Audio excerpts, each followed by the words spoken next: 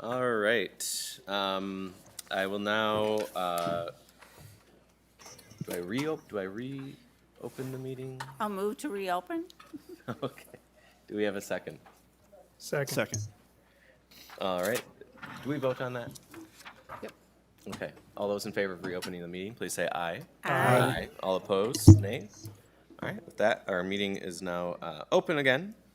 Whereby at the time of 5:01, I will immediately adjourn the committee of the whole. And now, the time being 5:01, I will call to order the Minneapolis Park and Recreation Board. Commissioner Secretary Ringgold, will you please take the roll? Commissioner Abeni. Present. Commissioner Carbajal Moran. Commissioner Engelhardt. Here. Commissioner Forney. Here. Commissioner Frederick. Here. Commissioner Garcia. Here. Commissioner Rucker. Here. Vice President Deshpande. Here. President Olson. Here. You have a quorum. Fantastic. Will someone please move the approval of the agenda? So moved. Second. All those in favor of approving the agenda, please say aye. Aye. All those opposed? With that, we have an agenda. Okay. We have the closed session. Now on to we do not have a reports of officers today. Do any commissioners have reports of appointees to outside boards, commissions, or committees? President Olson? Oh, sorry. Sorry about Oh, that. do we have? We something? do have Okay, an sorry. update on basically just a report of immigration, the ICE activity. We did that part of it. Thank you, Superintendent Bangor. Sorry Yeah. for rushing My past apologies you there. for interrupting. Yep. Do the report. All right. Quick report update to this board. And I'll just stick to the script here, hopefully. And so this report provides an update on our responses to ICE activity in Minnesota and the steps we've taken since the Committee of the Whole meeting in January 28th. It highlights progress to date, current conditions, and actions underway to support staff and maintain parks as welcoming public spaces. So I'm going to talk about staff training, guidance, and support. We have held numerous in-person and online training sessions for staff on how to respond to ICE that are present in parks. More than 1,500 staff members completed a series of trainings, including ICE toolkit training, separation ordinance training, crisis de-escalation training, safety and security and situational awareness training. That's 1,500 staff. These sessions emphasize that staff are not expected to assist ICE in civil immigration enforcement, clarify that staff should not share non-public information about park users without lawful authority, provide step-by-step guidance on who to call, what to document, and how to stay safe. And then we are also developing additional sessions that include more role-playing.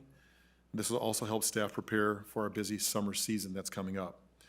Also to support staff emotionally and professionally during this difficult time. Our second Wednesday at 1 forum offers space for staff to process events, connect with colleagues, and share concerns and ideas. I'm going to briefly talk about external communications. We talk about our emails, our website, QR codes, and signs. We continue to collect information about ICE activity in parking lots through the Immigration MPRB Legal at minneapolisparks.org. We removed the email address from our website banner, but it remains on our ICE webpage. We have also distributed QR code signs to park facilities to support more direct information collection. We're exploring ways to share the email address that promote reporting and reduce its use for complaints, misinformation, and questions. Our absolute goal is to improve the integrity of reporting while keeping pathways open. We're monitoring traffic on our ICE website to ensure it remains an effective resource. The page continues to draw high traffic, and visitors spend more time there than on most pages on our site, a strong signal that it's being actively used. I want to speak quickly to community support and resource distribution.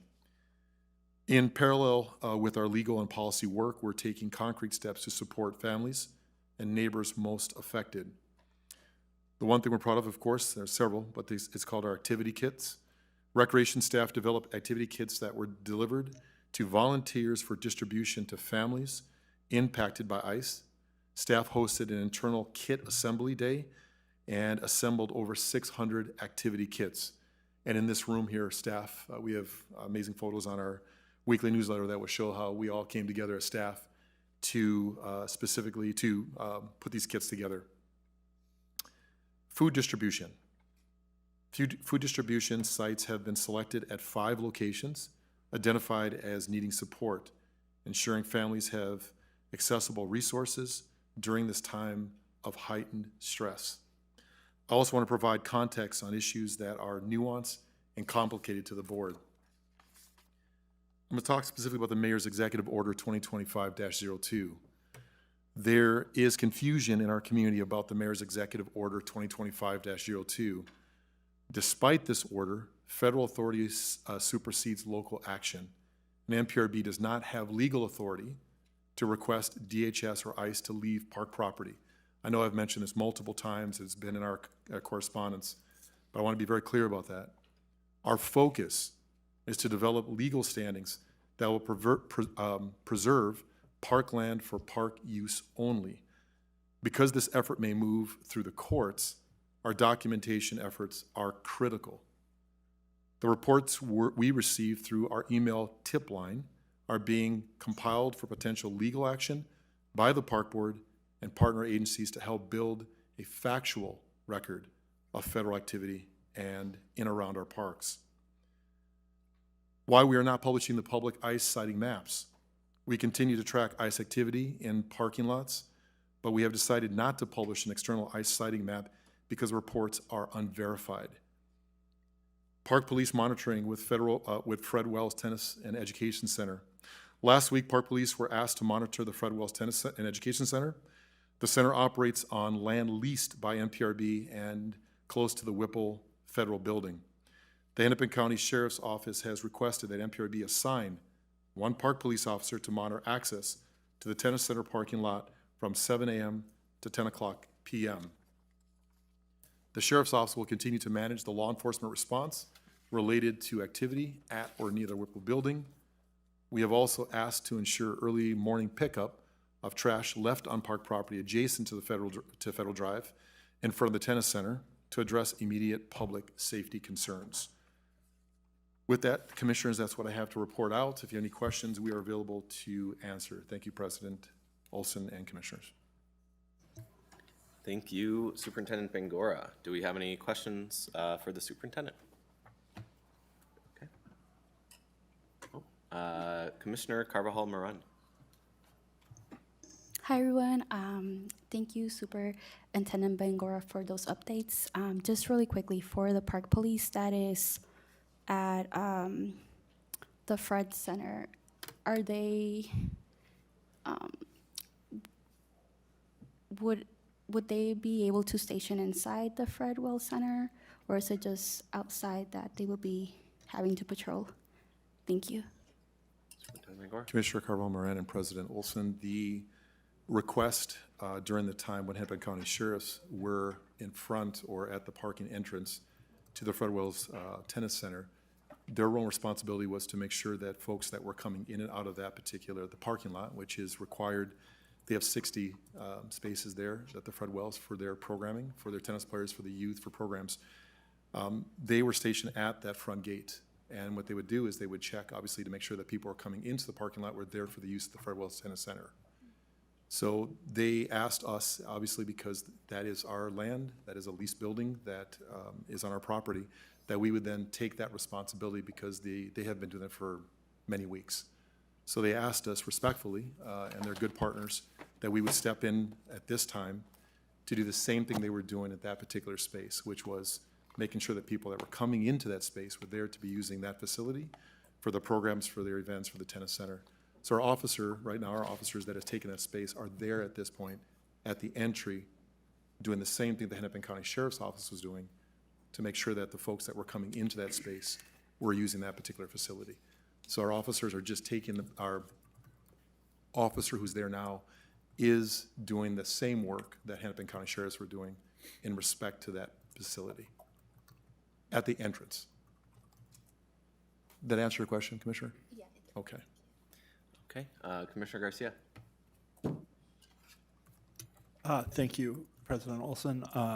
Superintendent Bangor, just a clarifying question on that. Is that park police officer stationed at Gate 3 at the facility? Commissioner Garcia and President Olson, I don't know specifically as Chief is coming up if that is Gate 3, but I'll make sure, I'm going to clarify with Chief to make sure that is the correct gate number. Hi, Commissioner. Thank you, Superintendent. I don't know if the curb cut is labeled Gate 3 or not. It's the curb cut along Federal Drive to enter the Fred Wells Tennis Center. All right, thank you for that clarification, Chief. Thank you, Superintendent Bangor. Great. Thank you, Commissioner Garcia. Commissioner Engelhardt. She's still getting used to buttons here. Could you, and perhaps it was covered, but just, I may have missed it. And this may be, and okay, the status of the barricades at the Powderhorn parking lot, if we're still using those, and if not, why not? And if so, for how long do we plan to keep those? And then perhaps this is for you, Superintendent Bangor, and/or legal whoever. I think moving to this legal argument of that, the parks are for park business and this is not park business, and I would say further, this has nothing to do with the so-called supremacy of the Constitution and enforcing immigration laws. That's not at all what they're doing. So those sort of arguments and what thoughts are, where we're at. I know there's been a series of letters sent to the various ICE officials here, so I'm curious about that. And then I guess I would just add to the report that maybe it's more appropriate in the Committee of Employee Relations, but just recently, yesterday morning, Deputy Superintendent Ringgold and I met with labor partners to get more clarity on, do's and don'ts and the quick reference guide and the FAQ, and where it feels good to report out that we've landed on, really it's not things that we need in writing or documents. It's more like after-action reviews and workshopping things and role-playing and more robust training to get to clarity. We have a unique challenge with public land and public space, and people want to compare to sanctuary schools or all these different things, and that's not a real honest comparison. So anyway, barricades and the legal argument. Thank you. Commissioner Engelhardt and President Olson, I can respond real quickly to the barricades. The barricades are still in use. They're still going to be at Powderhorn. They will be there for the immediate future. So those will stay up. We've had discussion with staff, and they're doing what they are intended to do, and we are going to leave them up at Powderhorn until the immediate future. So we have no intention of removing it at this point. And as like we said before, if there was any other concerns that we had around our park system where there was activity based on data and what we knew, we would also respond to those particular locations. At this time, we're not seeing that. We're not getting the volume that we had previously around sightings at parking lots. But if we do, we will also inform the board and respond as needed to those locations. Right now, Powderhorn was obviously the high intensity of what was occurring down there. So we are not going to remove those, and those will stay there just to make sure that we don't have that repeated activity. The question you asked specifically around legal, I'm going to turn this over to Council Rice, and if you can respond to that. Thank you, Superintendent, and Mr. President, Commissioner Engelhardt. We have been in regular communication with the City of Minneapolis. I think as the board has been advised, there's 2 pieces of litigation that potentially affect how our city, Minneapolis and St. Paul and others could respond to this. The first one that I'll talk about is the State of Minnesota, City of Minneapolis, St. Paul, City of St. Paul lawsuit against DHS and ICE and the other ones, asking that they cease their activity. There are a number of legal issues there. The Supremacy Clause, Commissioner Engelhardt, as you and I know, had several discussions about it. What does that mean? As Attorney General said in his argument before the federal court in that case, we are in uncharted waters. What the Trump administration has done with regard to this matter is unprecedented in terms of what they've done and what I would say is their overreach in relationship to how business has normally been conducted and how it could be conducted. That's probably an understatement on my part.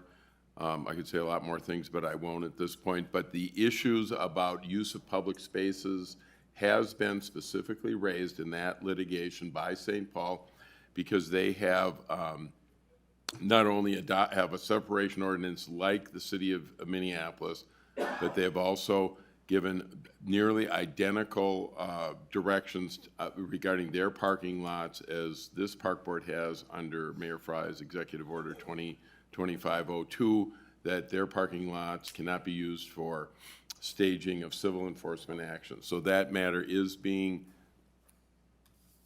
that is an issue in that case. The federal court did not grant the injunction that the plaintiffs in the case, Minneapolis, St. Paul, and the state wanted.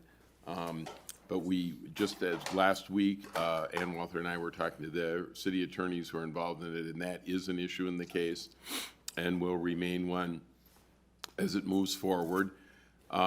So we may get a determination on that issue about how far government spaces can be protected or government can exclude the federal government in their enforcement actions, specifically on this issue in this state, in this district. There's a second case, which is the earlier one, where the federal government started this last year, contesting the separation ordinances that both Minneapolis and St. Paul have. My understanding is now the federal government is pushing that case forward. That may give some direction in the big picture about whether separation ordinances are valid against these ICE matters. I happen to think that they would be. In other cases, in other states, they have been upheld. But there's this tension about what the expectation of cities can do in response to helping ICE, which is cities like ours and others said, it's not our business, we're not going to be involved in it.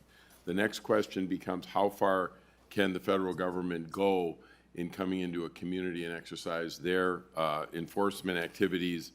And that issue is being litigated as we speak. There's a case in the New York Southern District where under state law in New York, courts are considered almost like sanctuaries. There's a common law issue there where a district court has upheld that ICE cannot enforce or enter courtrooms and courthouses to undertake their enforcement activities. That matter has been unappealed. There's other cases around the country in other public spaces where Court of Appeals have reached a contrary decision. Just to add to this, there is legislation being considered this session where they're looking at creating zones where under the functions of state government that federal government cannot intervene in. Those are courts, hospitals, and schools.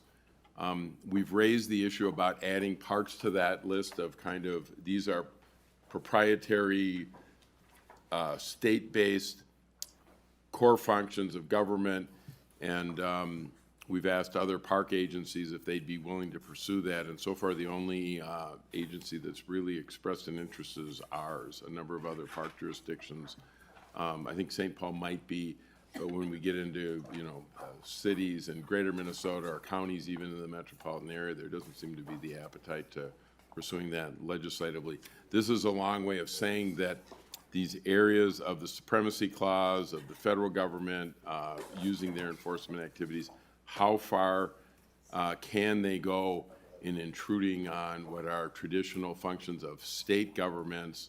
It's almost the reverse of the states' rights issue now, where states are asserting states' rights over issues like that against federal authority, and I think that the upshot of much of this will be, what happens in the courts. And so we're monitoring it. I think this week, are very few calls or emails on the immigration line. We continue to keep the superintendent posted, and we will continue to do so. Thank you, Council Rice. Any further questions? All right, seeing none, we will close reports of officers, move on to reports of appointees to outside boards, commissions, or committees. Oh, sorry, Secretary. Thank you, President Olson. We also, as part of the report of officers, had Megan Cosgrove here from the Lopet Foundation. Of course. So if you'd entertain that. Yes, yes, yes, of course. Please come up, Megan.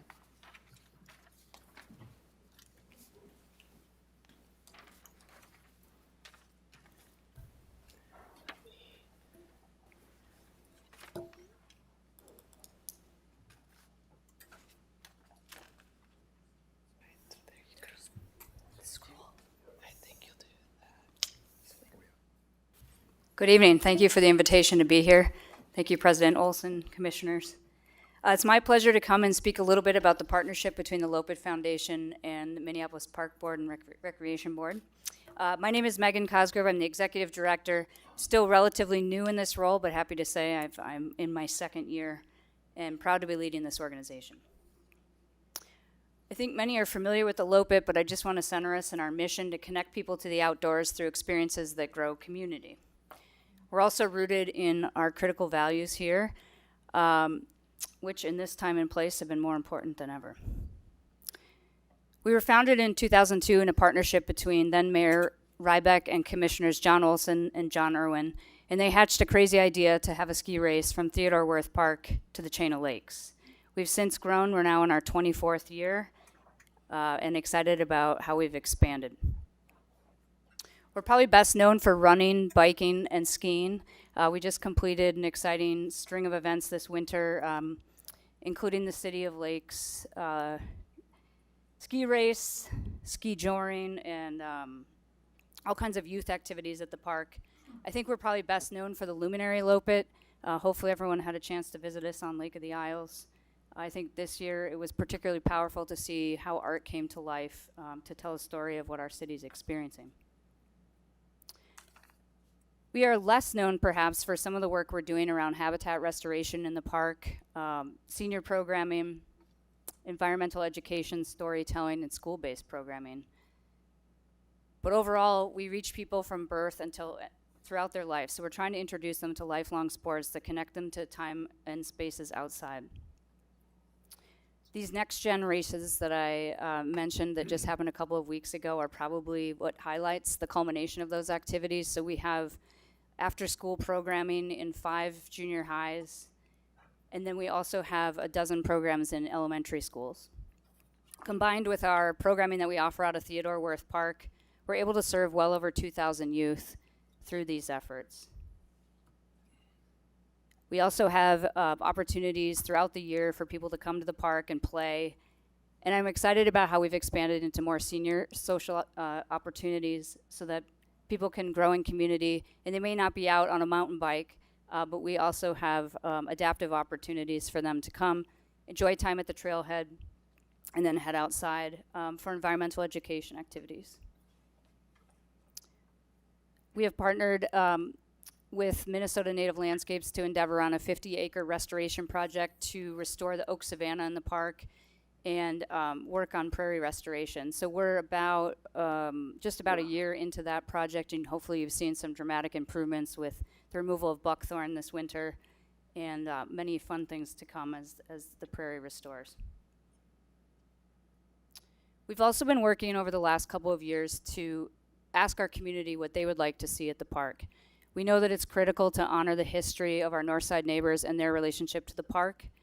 And this Stories of Connection project has brought those stories to life through art, environmental education, and community town halls, so that it's not the Lopet telling people what we have to offer, but partnering with the community to ask people what they would like to see in our programs and events. We currently have a rotating art exhibit running through the north side, and I believe the next one will be at V3 in a matter of weeks. So that's a really brief overview to what we do. In a year, we generally serve about 40,000 people through our programs and events and spaces. We're always looking to expand that reach, but we're really grateful for the opportunity to be operating out of Theo Wirth and for the partnership that you all bring to that. Any questions? Commissioners, questions? Okay.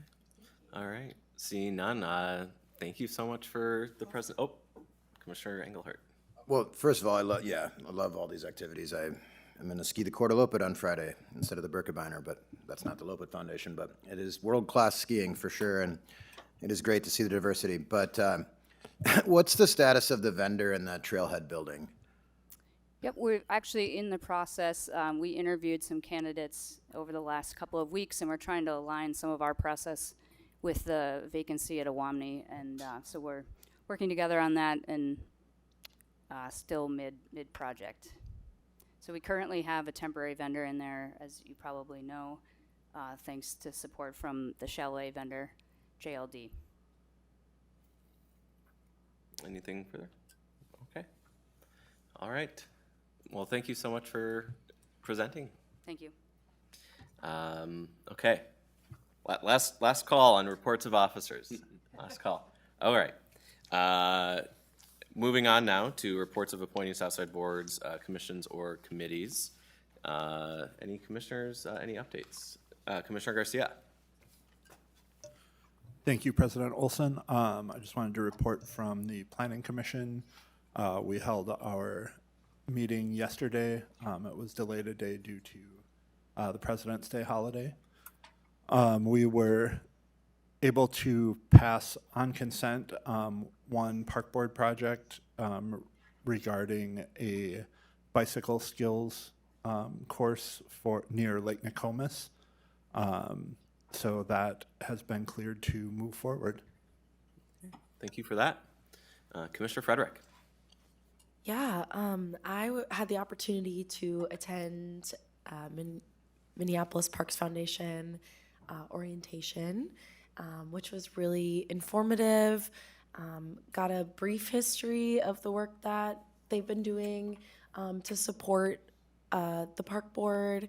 Learned about some really great initiatives with the community, and looking forward to more opportunities with them. Thank you for that. Commissioner Engelhardt. So many buttons. The St. Anthony Falls, what is the exact title? That might be what Meg's lights on as well.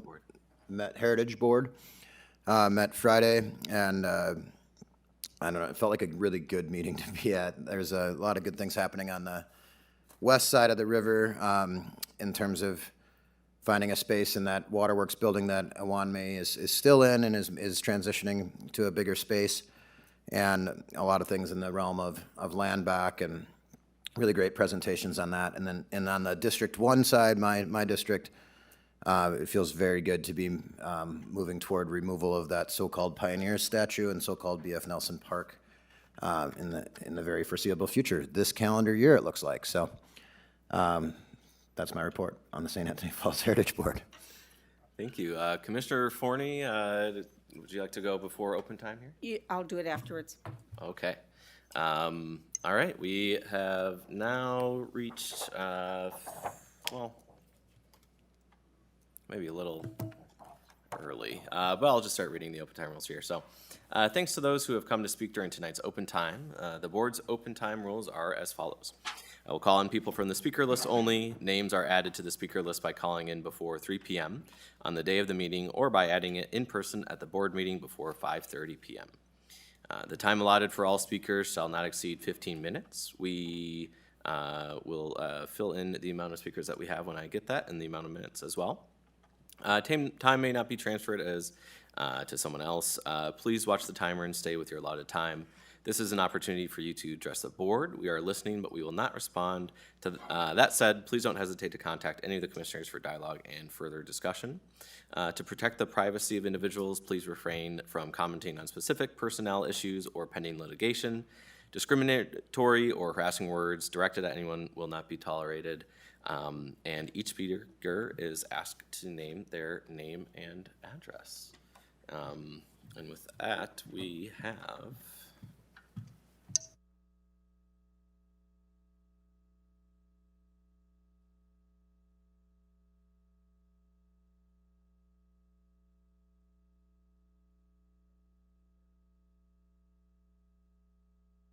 Okay, with 11 speakers, we will have 2 minutes for each speaker. And first name on the list is Jason Benjamin, followed by Benicio Mendiola Johnson. I don't think Jason's here. Okay, Benicio. And then we have Mike Forsha.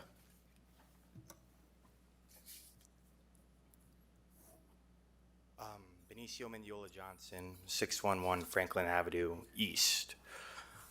Good evening, commissioners. Thank you for your time. My name is Benicio, and I'm here with Parks and Power.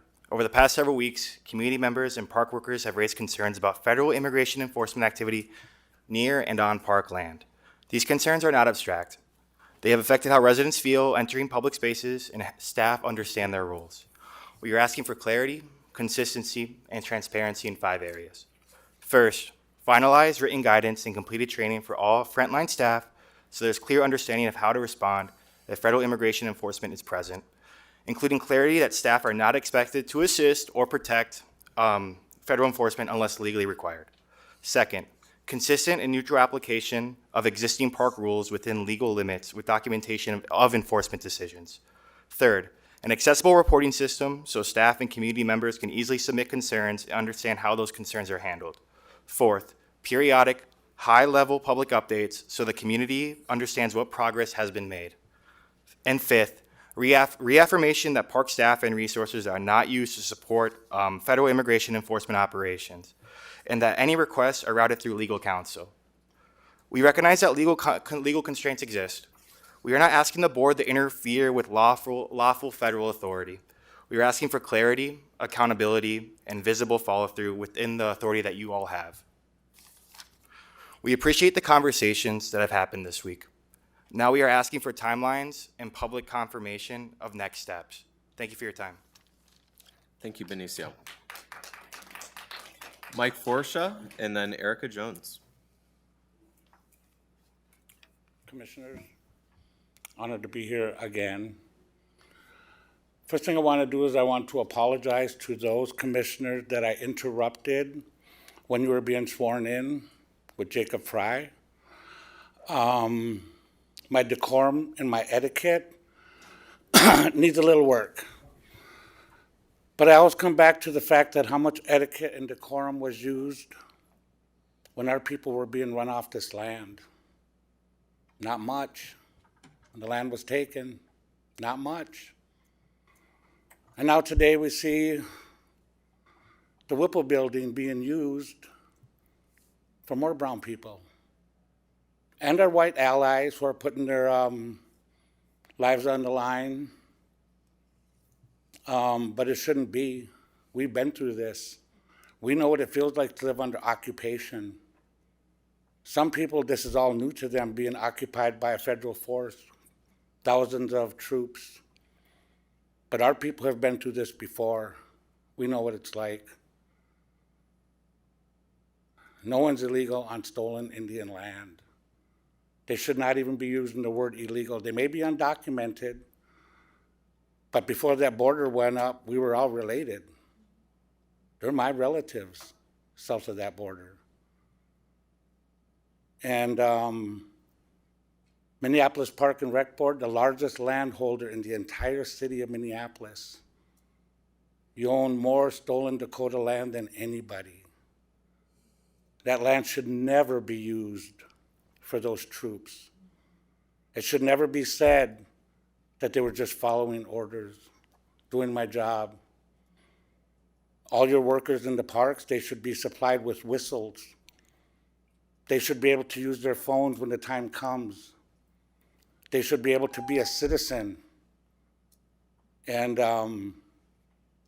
help out when something like that goes on. They shouldn't be penalized while they're working. They should be able to help. I don't know if you know what's going on down at the park right now over at Fort Snelling, but we have a prayer camp going on, and we invite everybody down there. We invite you down there to pray for what's happening in this country, to pray for our illegal immigrants. We need help. We need land back. Right now we're sitting on federal land. We don't know how much longer Trump's going to put up with that. But I support our Dakota relatives, and this has been in the works for a long time. As a lot of you know, we brought this up for years that this is what's going to happen. But I don't want to sit here and occupy East Phillips Park to have to take it over for our unhoused relatives who are right there on 17th and Cedar. I don't know how many of you guys go past there deliberately to look. I bought Omar Feta, Dwayne Davis, Jazz Hampton, all under that bridge. Recently, Mary Kunish. A couple years ago, I invited Tom. I'm not sure if you went. Becky Alper went. This has been going for far too long. Far too long. When the land was taken, it was taken. But to give it back, you have to have meeting after meeting, a judge sign off on it, see if it's being used. When the land was taken, they didn't see if it was being used. They didn't have a chief sign off on it. They just took it. Let's do away with those rules. Let's give us back the land. We're not asking for any money. We're asking to help our people. We have an architect lined up who did the American Indian Center to help us with the architect. It won't be a Wild West Village encampment. It'll be a place for healing with a Anishinaabe sweat lodge, a Dakota sweat lodge, longhouse, and a teepee. That's what we need. We need transformation. We don't need treatment. I urge everybody to go down there. And I urge everybody to come to the camp and visit. Thank you. Appreciate y'all. Thank you very much, Mike. Erica Jones, and then Carrie Hrutka.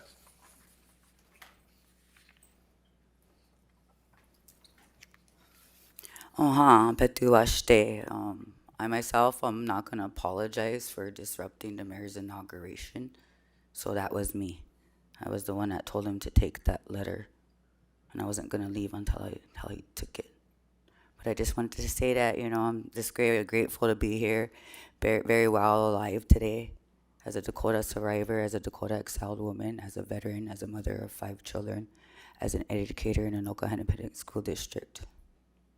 So I'm not asking you for time here. I'm telling you, I ain't going to stand here for 2 minutes. I'm going to stand here for 5, maybe longer, maybe a little bit time to occupy. But I won't do that because I'm a Dakota woman. I'm very peaceful. Anyways, here I am. So coming back to all of this here, my name is Tape Jutawe Chakpewi, Her Star Medicine Woman, Erica Crazy Hawk, enrolled member of the Crow Creek Sioux Tribe, Dakota Exiled, survivor of the Dakota encampment there below Fort Snelling, survivor of the hangings at Mankato, my grandfather Shunkaska. And then here we go again, and not very many of you know about the Whitestone Massacre, because that didn't happen here in Minnesota. But guess what? We were from here, and those were our lands, Mr. Olson. They were our lands, Mr. Rice. So here I am to tell you. You guys are more than welcome to come down to the encampment, the prayer encampment that we have there at Coldwater Springs. A very peaceful protesting camp that everybody is calling it, but it is not. The sacred fire has been lit for the Chechi-Kowi, for the Dakota and Lakota and Nakota people, to help come together, to call you guys to come stand with us and come and see what this is all about, because this isn't just about where we're standing and praying at. This is for all people, for all those who have stood on the front lines, for all of those people who have lost their ancestors here. So, in other words, you're all welcome to come. And so I'm kind of part of what Mike Forshaw is talking about. So, as far as we go for the Whitestone Massacre there, the allotments that were taken from us, and my grandmother survived that. But she was taken to the Fort Snelling encampment, where they took her. They took her and they raped her. So, they took her, and we've never seen her again. Oral history states that. So, as far as I'm saying, your little pretty dog park over there at the Minneapolis, you need to put them dogs on its fucking leash, okay? We're over there praying right now, so that's a demand. And also, we're going to come back around at this issue because Carrie Day your guys' indigenous liaison and your Miss Emily that you guys have paid these people? Wow, they ain't communicating with the half of the people, and we don't belong to organizations. We are grassroots, and you do not own these lands. So one of the demands that we are listing in is that you close that dog park down now. Okay, you're gonna sit down with us and you're gonna visit with us about that dog park. But for the meantime, you're gonna put them dogs on leashes. I heard you in 2016 and what you said. These organizations are responsible for putting up those fences. How dare you? How dare you say that about the Port Dakota people? So we should be able to go sit back over there on our sacred lands where our grandmothers and them prayed at. So, and you know what? That dog park will get shut down. And you can tell all the great people and all the rich people here that they can go walk around that data center down in Rosemont. Hamadakia, I'll say you're more than welcome to come to the park camp. But you will be seeing me again, Mr. Olson and Mr. Rice. Thank you, Erica. Carrie Frudka, and then Carrick Starbacker.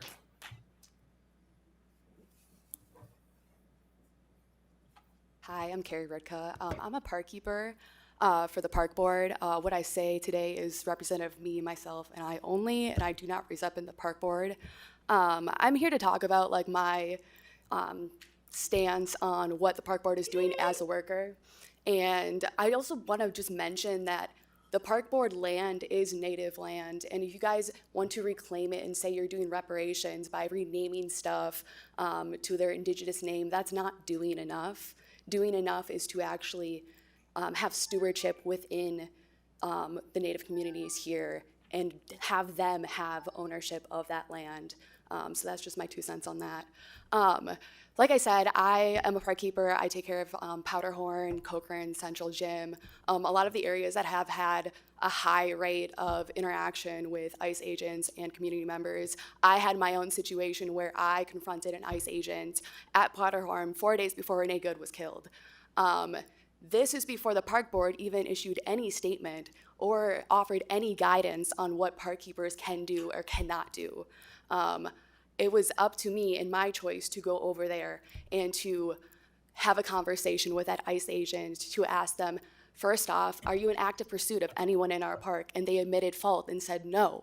So I asked them to politely leave. I don't care if they're on the sidewalk or vice versa. They are not to be in our parking lot per city guidelines. And that was before you guys even piggybacked on that. This isn't like unprecedented times. This has been happening in LA and Chicago. This isn't anything new. LA and Chicago have city policies within their parks as well. Why are we not enabling, or not enabling, but like, why are we not having communication with them? And if we are, please be vocal about that. Please be transparent. We need to work on having more conversations within our own, my time's up, but I'm still gonna keep talking. We need to have more transparency, not only with workers, but with the community. I'm afraid that if I want to help out my community member, that I might get fired for it. And that the park board is here for the community. The community exists and the park board exists together. I mean, taxpayers pay my wages. So it's like up to me to help my community members and like stand there and offer them support. So yeah, there needs to be more transparency. There's still no clear motive if the park board would help me if I were to get detained from assisting. I've also, outside of work, I live in South Minneapolis, driving past Mueller Park. I got in between that altercation. I got maced, I got tear gassed in Mueller Park. There were children playing there. And there's no statement or anything saying, oh, shoot. Then you have barricades up at Powderhorn. Why aren't there barricades at every parking lot, at every park? Why is it just Powderhorn? And why did that just start now? It took up until someone got killed for you guys to do something. Like I said, this has been going on in LA. This has been going on in Chicago. It's not hard to ask them, hey, what have you been doing? What have you been interacting with? I have a master's in GIS. For you guys to not publicly display a data map showing of where incidents have happened, even if it's not certified or it's not trusted, you can still claim that as being like unverified, just so people can have some instance of, hey, like there was some activity there. You're not even providing the workers with skill or sets of info or like knowing where ICE agents were at that time. It took for us to have our own meetings to be like, hey, why don't you go on ICE out, download the app, then you can know where you might be getting into if you have to go to this park or where to avoid, protecting my coworkers who are immigrants and vice versa. It's just, there are crew leaders who are of, Spanish speaking and have an accent, even though they are completely legal here, they're still gonna get apprehended. What are you doing to protect them? And that's all I'm going to say, but we need to have more clear conversations between park workers and staff, the frontline workers there, along with the rec people and everything. It's just like such a divide when there shouldn't be. So yeah, thank you for your time. Thank you, Carrie. All right, Carrick Sarbacker and then AJ Flowers.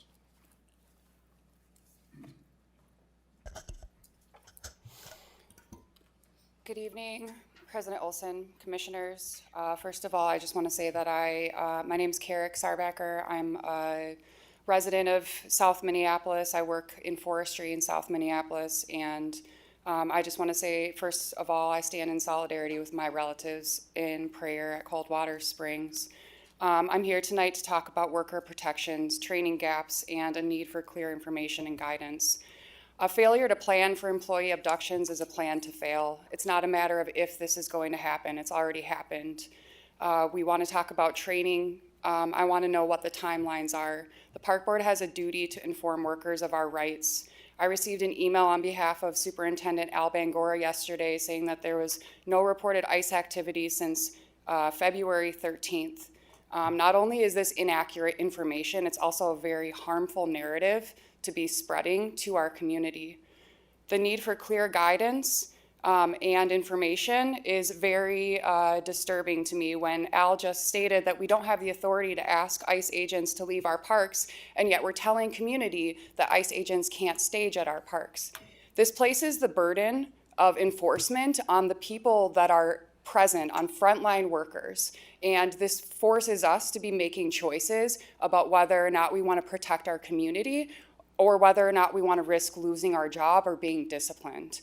The ambiguous language that is being used in our training and the lack of clear directives, the fact that I'm being told don't engage and contact my supervisor if I see imminent danger present is insufficient to say the least. I have a duty as a resident of South Minneapolis and as an employee of the Park Board to look out for my neighbors and to protect our community. Our community is being terrorized and our neighbors are being murdered and abducted in the streets. That being said, I do want to say thank you to our leaders who are showing up and responding to community needs, whether that's addressing ICE when they're staging in our parks, whether it's providing hot meals to community members, or whether it's advocating for staff and giving us those clear directives. Please continue to serve our community through this federal terrorist occupation, and please advocate for our relatives that have been displaced and disenfranchised, not now, but for generations. Thank you. Thank you, Kara. AJ Flowers and then Miles Wilson. Good evening. Good evening, everybody. I'm not going to sit here and do the Parkway thing that already happened. What I will say is that I will ask that y'all employ your staff to ensure that during that communication and that engagement process that the North Side and the African American community is not left out during that process. It can't just be people from Southwest Minneapolis, Mr. Olson. It has to be people from there. I'm also up here to talk about the discrimination and the anti-blackness that I see on this board right now. We have representation up here, a black man, Mr. Rucker, that is not on any planning committee, and he's also the representative for North Minneapolis, which is an underserved community. Mr. Olson, on your thing, you mentioned that you're trying to remove anti-racism out of the Minneapolis Park and Rec staff. Start with the Minneapolis Park Board. You are the president. You set the standard.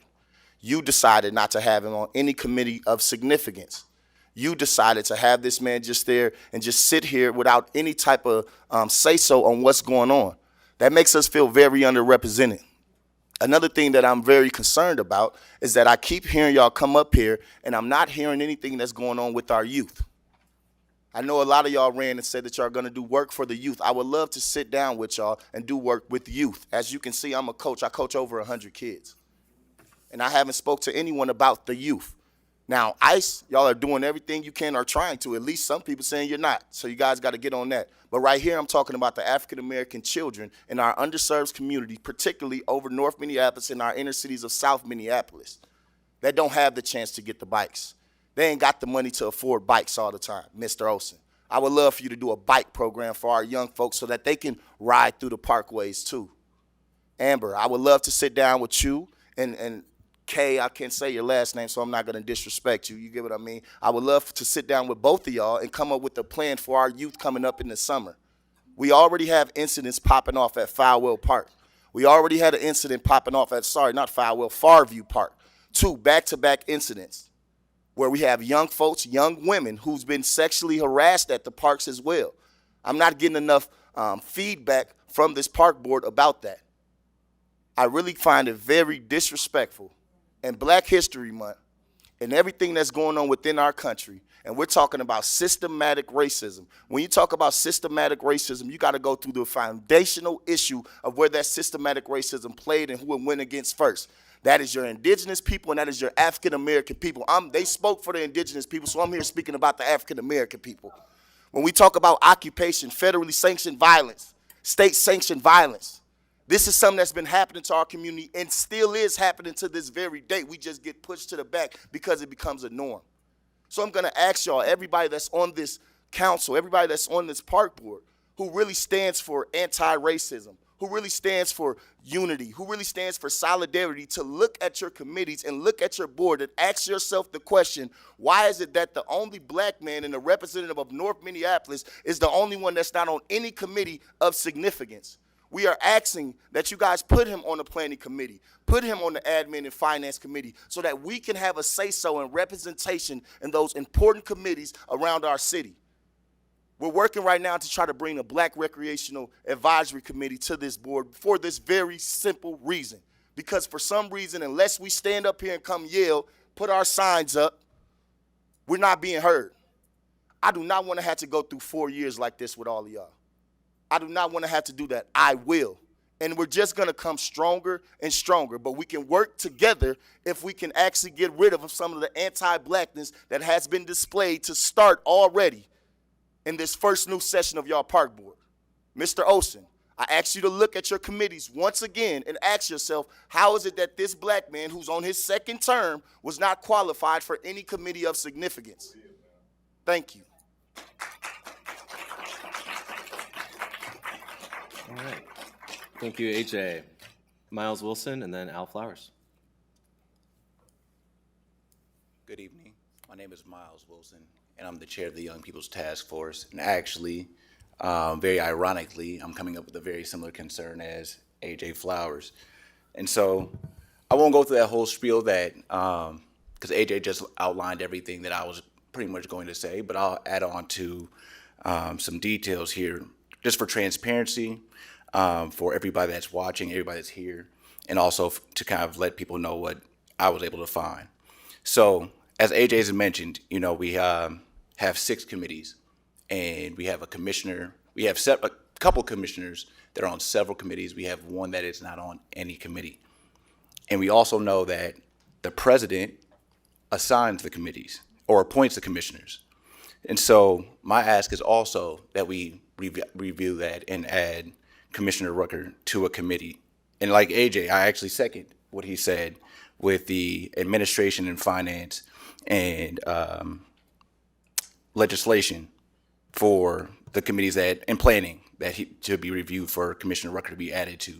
Commissioner Rucker is somebody who North Minneapolis Trust has always trusted, who's been active in our parks. Me personally, I've been a product of undergoing some mentorship from Commissioner Rucker as a child, playing at Powell Park as a kid. And so I just have a question: is why doesn't North Minneapolis deserve to have representation on one of the 6 committees when we have a commissioner that our community trusts, our community wants, and that we would be able to actually be able to push things through and get support from if we have them here. And I'll leave it at that. Thank you. Thank you, Miles. Al Flowers and then Cynthia Wilson. I don't know if Cynthia, oh, she is. Yeah, she is. I'm finna say,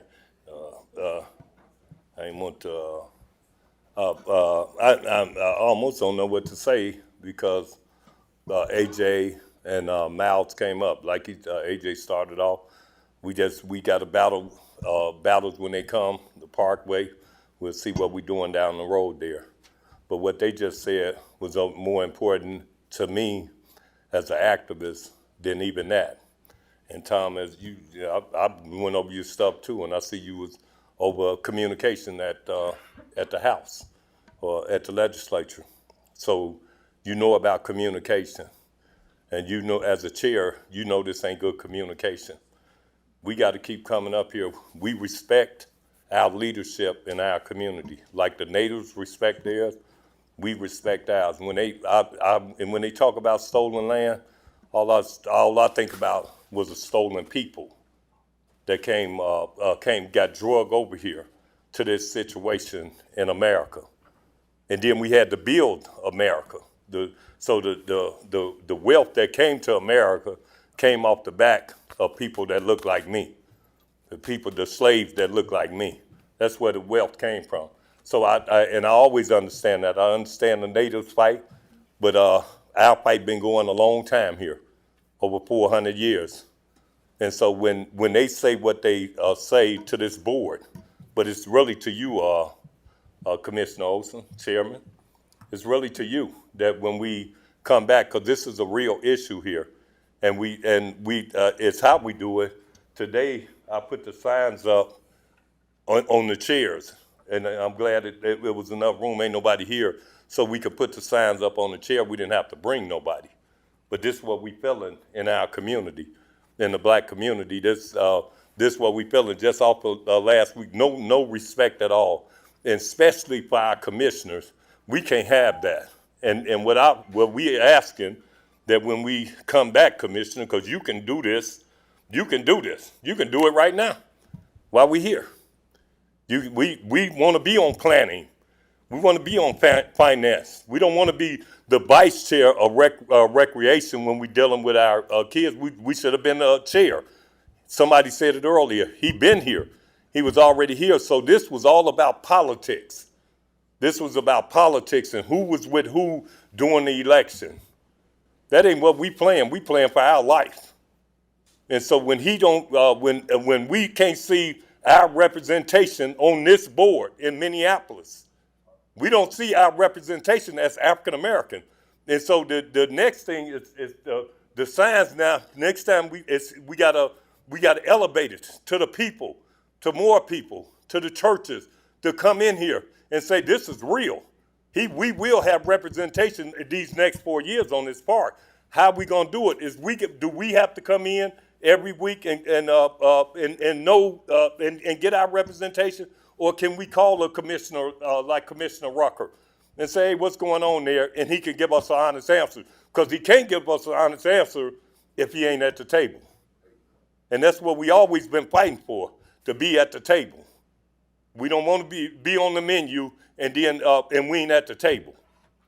And that's why I can't hardly talk because I'm so proud of what AJ and Miles just did.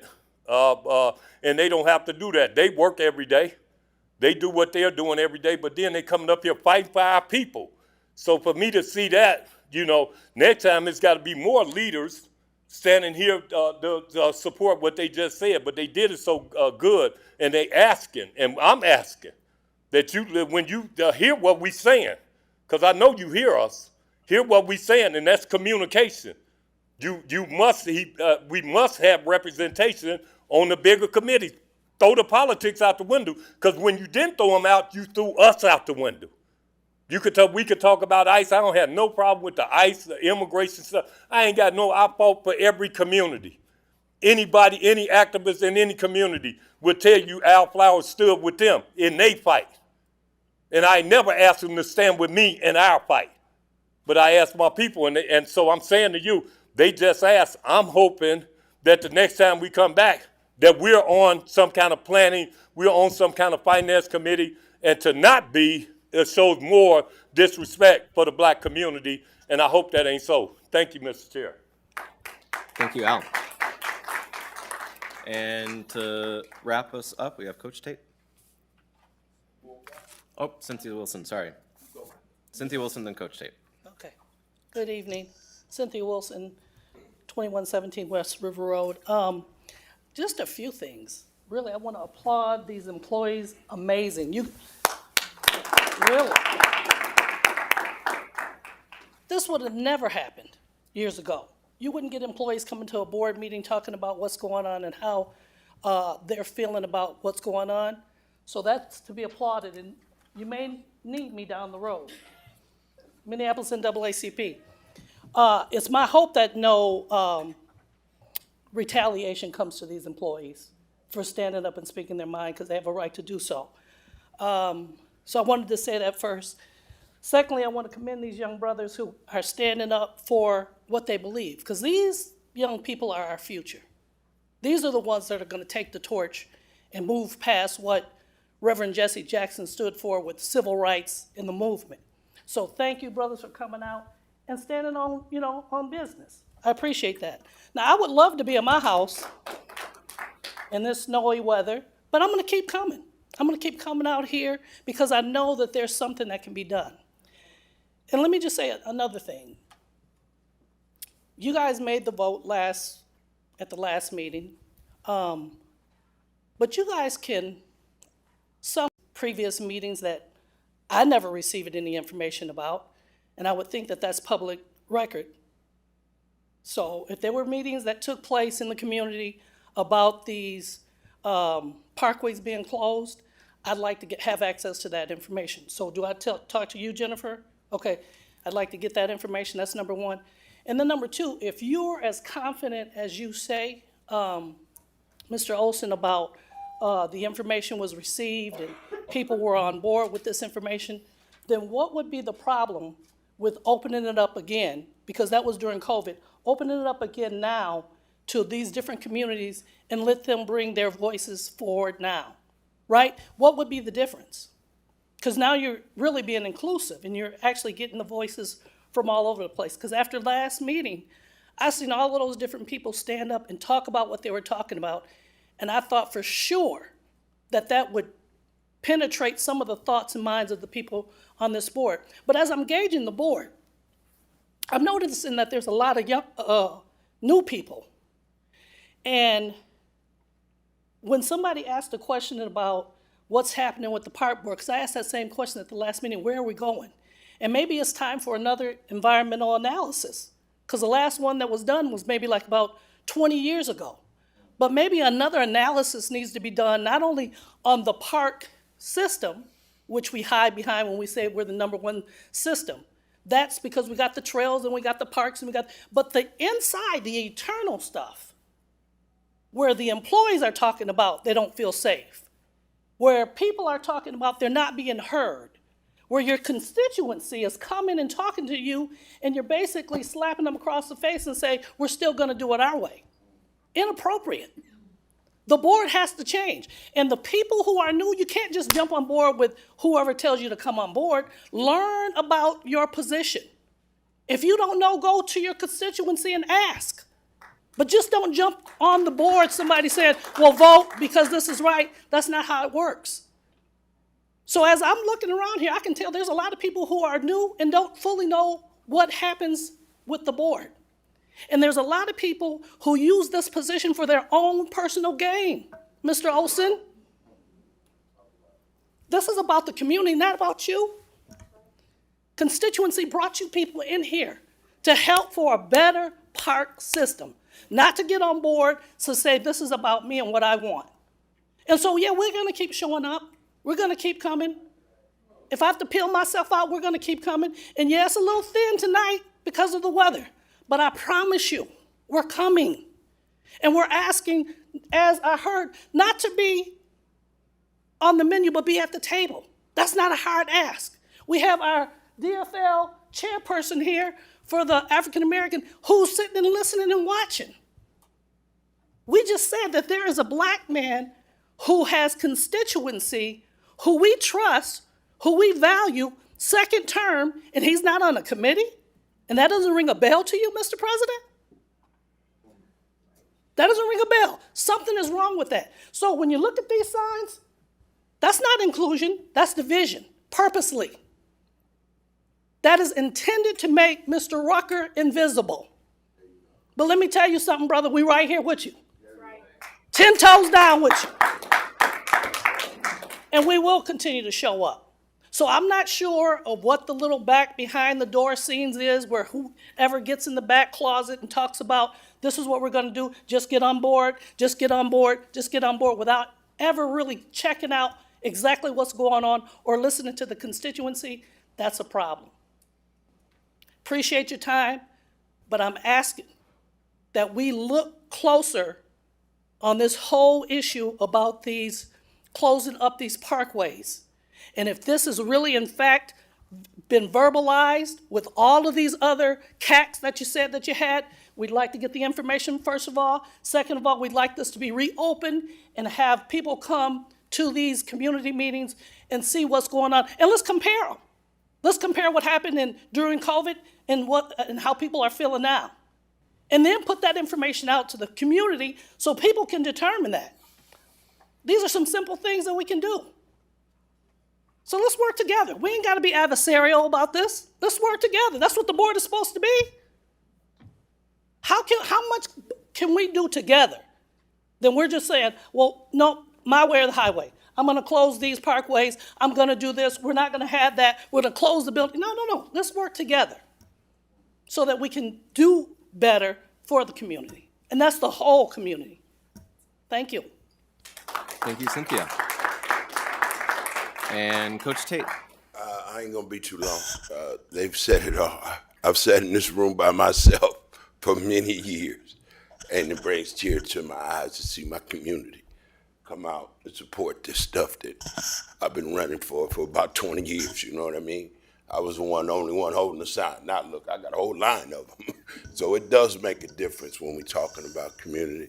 I'm a North Sider. I just want to give a moment of silence for Reverend Jesse Jackson, if we could just take a moment for a freedom fighter. And then I want to say something to y'all. Do y'all know he's the first black man to sit in District 2 in 140 years? I don't know if y'all know that, but I want to give you some history about what I tried to run for and I didn't win. I wanted to be the first black man. And he said, man, look, come up here and do this. And I said, no. Because he gave me the opportunity to sit or run or be picked to take that position when the lovely lady took it. I said, no, man, you're going to be the first black man.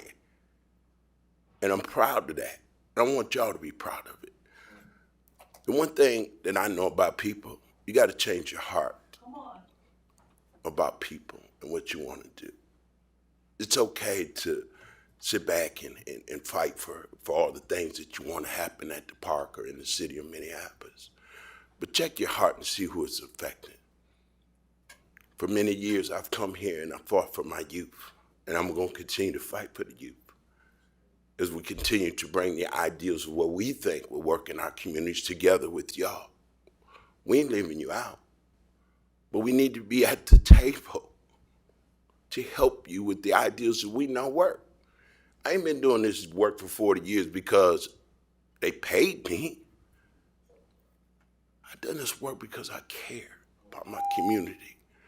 Every time that one of y'all has asked Coach Talley to come and speak about the New North Commons, the $2.5 million, neighborhood park plan. I don't know if y'all know this, and I'm gonna give you some history. Go check about what I do and what I've done for this institution.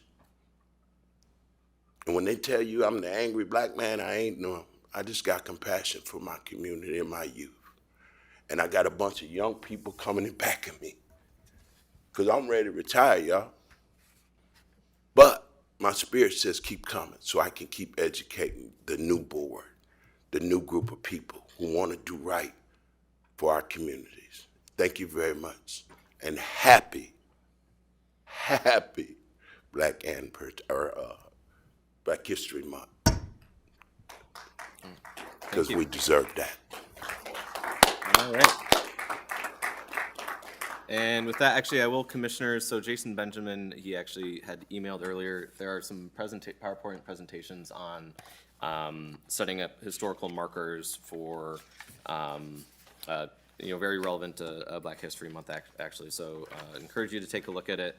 Hopefully, Jason can find his way up here eventually, and seems like a good idea. So, all right, with that, I will close open time. Hey, Commissioner, you did hear us, didn't you? I did. I appreciate it. Okay, let's see here. We are now on to our consent business. What's that? Oh, sorry. Thank you so much, Meg. Sorry. We are continuing with reports of appointees to outside boards, commissions, or committees. Commissioner Forney. Thank you, President Olson. Yes, I just also wanted to follow up. It's the St. Anthony Falls Heritage Board that we were talking about, Commissioner Engelhardt, myself. Anyway, this is I'm really privileged to be on it again. And to me, it's a very give back organization. I believe it's 4 entities that contributed money to the organization. And I don't know the stats on it and everything, but we, the park board, have benefited from our participation in that. And that is one of the things that we did at this past meeting, was to vote on how we would distribute money to proposals that were made. And one of them happened to be for the Awamni Festival. So I'm very excited that once again we will be, the St. Anthony Falls Heritage Board will be funding that. But another one happens to be the Awamni Yomni Okoreapi, which in its own way also we benefit from. And that is for, what is it called? A digital kiosk, I think is what it's called, and everything, above my pay grade of how it works and everything. But anyway, some very, very exciting things happening along the riverfront. And I just hope that we'll all key in on it. And the reason why I bring this up is that as we know, as we went through the strategic directions and everything, we're in a huge financial crunch. But to see organizations like this, where yes, we're putting money in, but how much we get back in return is phenomenal. And I guess that's something that I would really hope how we could possibly measure that benefit to the community of something like the St. Anthony Falls, such as the Awamni Festival, such as OO. I just feel as if it is so critical for us to understand how our revenue is stimulating the economic vitality, the engagement of the community, and I just think it's something we really need to be tuning into, because what we have done along that riverfront is so incredibly powerful, and the survival of this city, I think, is going to be about that riverfront, and I just so look forward to us in our engagement on it. Thank you. Thank you.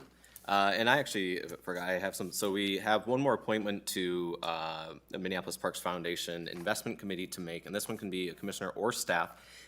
For this purpose, I believe staff would be appropriate here, so I would like to appoint Julie Wiseman to serve on that role to help kind of guide our investment strategy with the endowment going forward. Okay. We are now on to the consent agenda.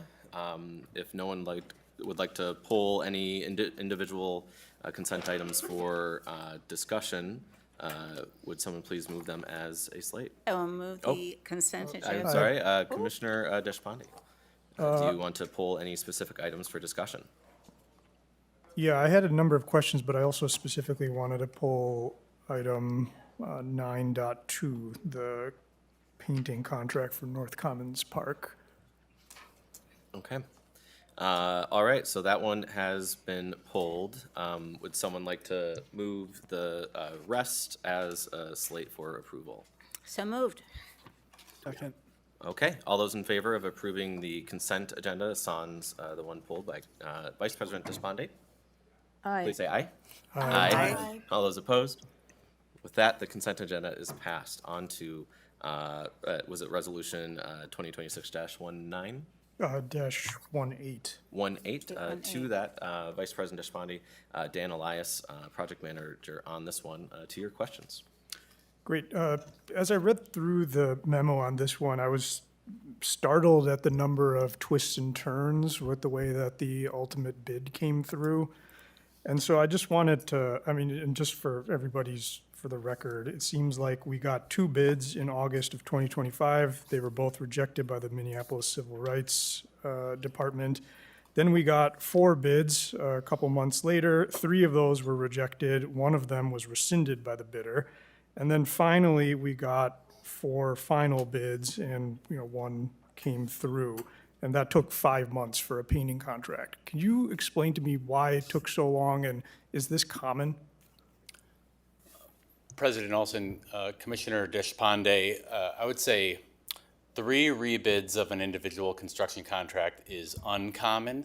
It is common for us to have bids reviewed by City Procurement for responsiveness, and then the Department of Civil Rights for meeting DBE goals, disadvantaged business enterprise goals that are set for each construction contract that is over $175,000.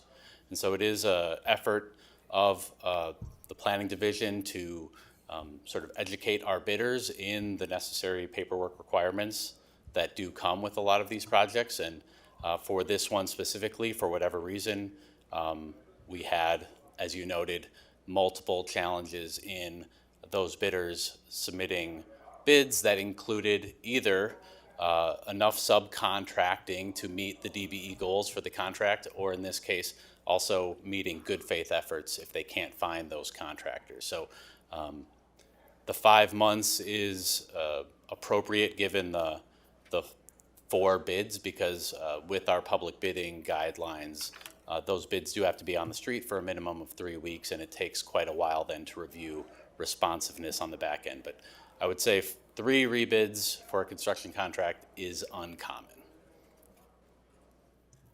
Okay. And the next couple questions I had were unrelated to this one. I don't know if somebody else on staff could take these, but the next question I have was specifically around the contractor Versacon, which won a bid for Fuller Park improvements, but lost a bid for Phillips Rec Center. And I guess what was interesting to me about that is, was Versacon able to maybe combine those bids and give us economies of scale? Is that possible through our bidding process, or do they have to bid individually?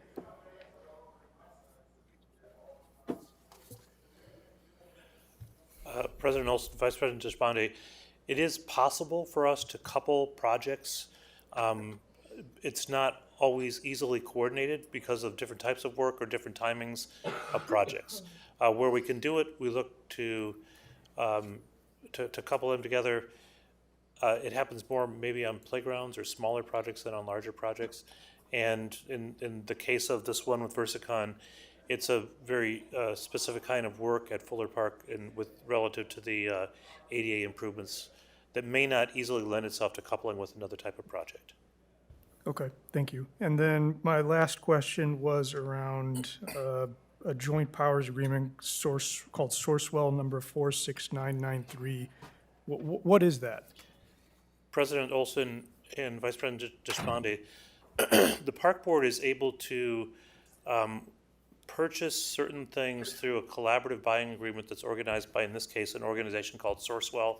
We have in the past had several different kinds of collaborative or cooperative purchasing agreements. We still use one through the state of Minnesota often. In those cases, the vendors provide pricing on a competitive basis that the vendors are then held to as we go through and try and procure things like, in this case, playground equipment. And you'll see this commonly through the course of our work and planning, because it's a very efficient way for us to bid improvements with the limited number of vendors that are actually available, and then to gain advantage of that competitive pricing that's already been set through these cooperative purchasing agreements. Okay, thank you. Point of information, President Olson, I think that was a Benny. different, Oh, yep, Commissioner Rennie. Yep. so that was a different resolution that wasn't pulled, and just for future reference, I think just pull anyone you want to talk, even if it's just one simple question. Yep, you can just go down the whole list, yeah. Thank you. Okay, I have a request from Commissioner Carvajal Moran to reconsider. I think technically to do this, we would have to reconsider, a vote to reconsider the full consent agenda. And then, because she would like to pull one specific thing to ask a question on that. So is there a motion to reconsider the vote on the consent agenda? So moved. So moved. Okay, is there a second? Second. Okay, we are now reconsidering the vote on the consent agenda, which was SON's resolution 2026-18. And now, is there any resolution that a commissioner would like to pull for discussion? Yes, I would like to pull resolution number, resolution 26-25. Okay, that one is now pulled as well. And now, would someone please move the consent agenda, SON's resolution 2026-18 and 2026-25? So moved. Is there a Seconded. Thank you for that. All those in favor of the consent agenda with those items pulled, please say aye. Aye. And opposed, nay. Okay, with that, it passes. I'm sorry, I see just now for the first time your light, Secretary Ringgold. Did I mess up somewhere? Sorry, I was trying to keep track. I think we needed to vote on reconsidering the agenda. We got a first and a second on it, but we needed to probably vote on that. Okay, so reconsidering, so can we please, all those in favor of reconsidering, please say aye. Aye. Opposed, nay. Okay, with that, we are reconsidering, and now I will I think we had a motion and a second already to vote on the consent agenda without these two items. So we should just re-vote on that. All those in favor of the consent agenda, please say aye. Aye. Opposed, nay. With that, the consent agenda minus these two resolutions is passed. We are now on to discussion of resolution 2026-25. Commissioner Carvajal Moran, to your question. Thank you. Apologies, y'all. I missed that it was in the consent business. So yeah, I have a question. I had the opportunity to see Spark Studios in the Phillips Community Center. And so my question is just about the long-term maintenance for the equipment. Is there any information about just like long-term when equipment is going to be retiring, or just like the plan for the equipment with Spark Studios? President Olson, Commissioner Carvajal Moran, I think you're talking about the technological equipment they have in there. So that equipment is purchased through the recreation budget. And when we first set out the program for Spark Studios, we recognized the limited lifespan of certain technologies and the supporting software to run those technologies. So there is a budget allocation that allows for the replacement and upgrades of those through the lifetime of the program that we have at the Spark Studios. Okay, thank you. Okay. All right, thanks for that. We are now on to the vote to approve resolution 2026-18. Any discussion on that resolution? See no further discussion. All those in favor, please say aye. Aye. Oh, sorry, Secretary Ringgold. Thank you, President Olson. This one needs to be moved and seconded. Oh, okay. I'd like to move Resolution 2026-18, resolution authorizing the award of construction contract to Pringle Painting, Inc. for the base bid amount of $395,675 for the North Commons Park Improvements Project, bid package number 3, bid category number 19, painting bid event MPLMN number 3997, pending approval by City of Minneapolis Finance and Property Services Procurement Division and Minneapolis Civil Rights Department, and further authorizing administrative use of a 10% construction contingency up to $39,567.50 for necessary construction change orders that may arise with the contract. Second. All those in favor, please say aye. Aye. Opposed? With that, resolution 2026-18 passes. Would someone please move resolution 2026-25?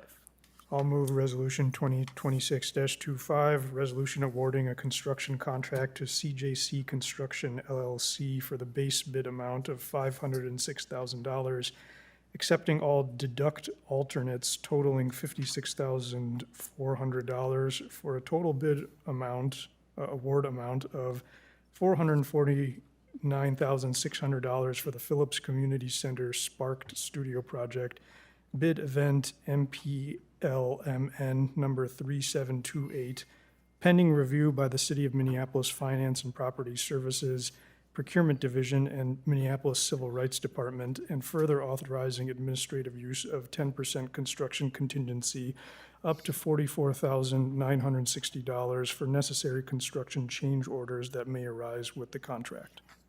Okay, any discussion? Second. Oh, second, thank you. Any discussion? Seeing none, all those in favor, please say aye. Aye. Opposed? With that, resolution 2026-25 passes. Okay, Board Planning Committee. All right, thank you, President Olson. See, we have a few items to move before the board. First one is Resolution 2026-11, resolution amending the Above the Falls Regional Park Plan for a minor boundary adjustment. Second. All right, thank you for that. Is there any discussion on this resolution? Roll call. Okay, seeing none, we will move to a roll call. Thank you for that, Commissioner Forney. Secretary Engel, please take the roll. Commissioner Benny. Aye. Commissioner Carbajal Moran. Aye.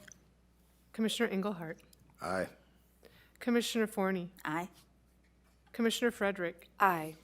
Commissioner Garcia. Aye. Commissioner Rucker. Aye. Vice President Deshpande. Aye. President Olson. Aye. You have 9 ayes. All right, next I would move Resolution 2026-13, resolution granting an encroachment license to LTS Telecommunications USA, Inc.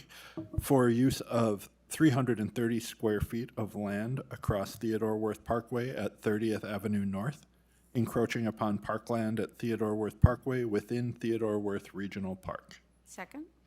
Okay, do we have any discussion on resolution 2026-13? Roll call. Okay, seeing no discussion, we will move to a roll call. Secretary Ingold, would you please call the roll? Commissioner Benny. Aye. Commissioner Carbajal Moran. Aye. Commissioner Engelhardt. Aye. Commissioner Forney. Aye. Commissioner Frederick.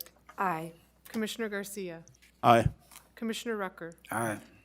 Vice President Deshpande. Aye. President Olson. Aye. You have 9 ayes. All right, with that, resolution 2026-13 passes.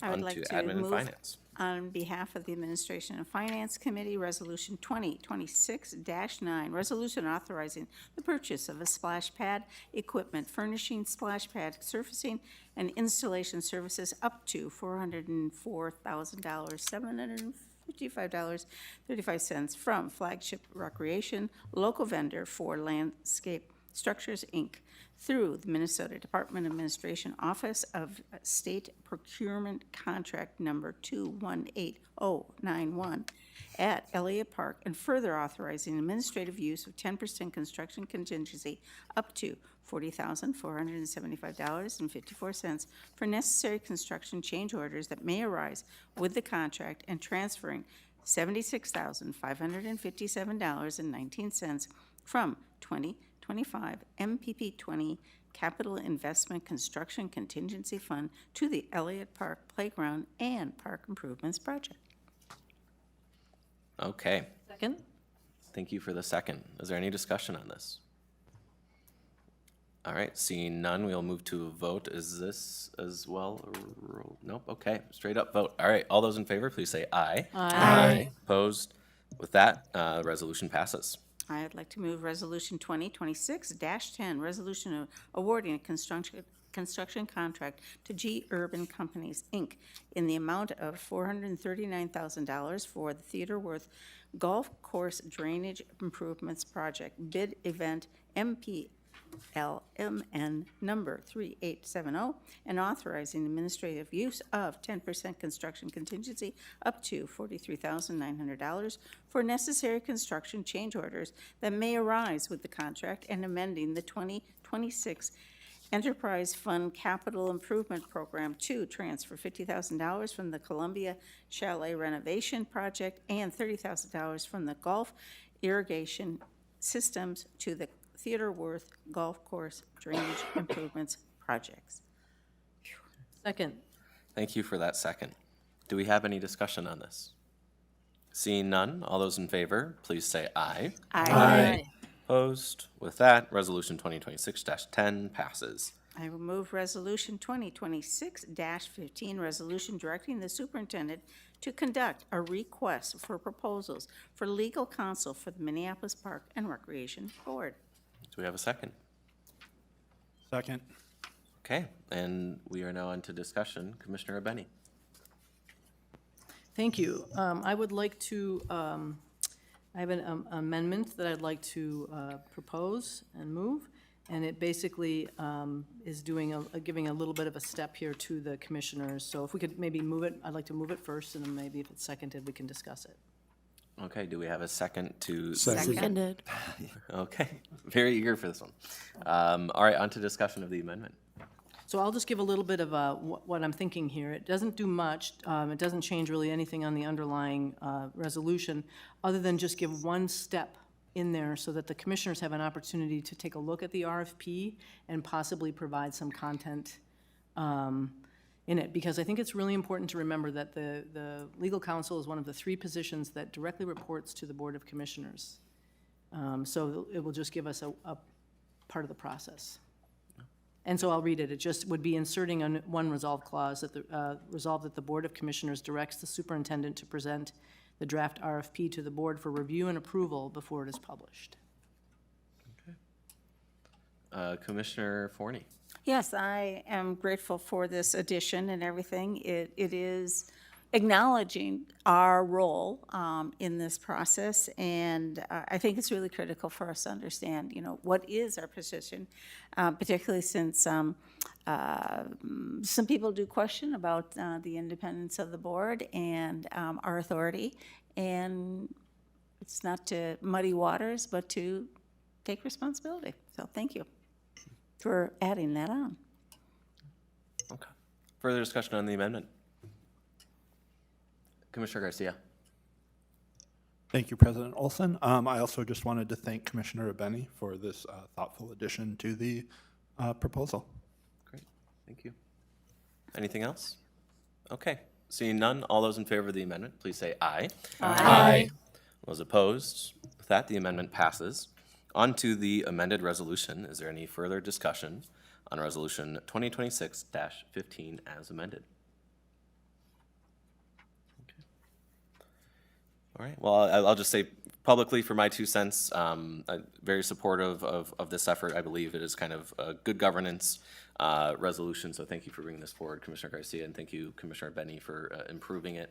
I believe this will allow us to go to our constituents, to go to folks and say, that we've done our homework here, even though Councilor Rice, you really have performed quite admirably, I would say, particularly in this moment of crisis. But so, all that said, happy to be supporting this. Any further discussion? Okay. Seeing none, all those in favor of Resolution 2026-15, please say aye. Aye. And with that, the amended resolution is passed.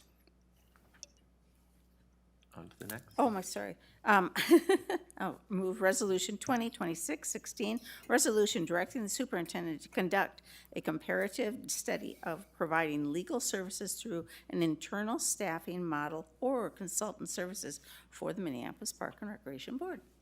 Okay. All right, with that, do we have discussion to this one? Commissioner Benny.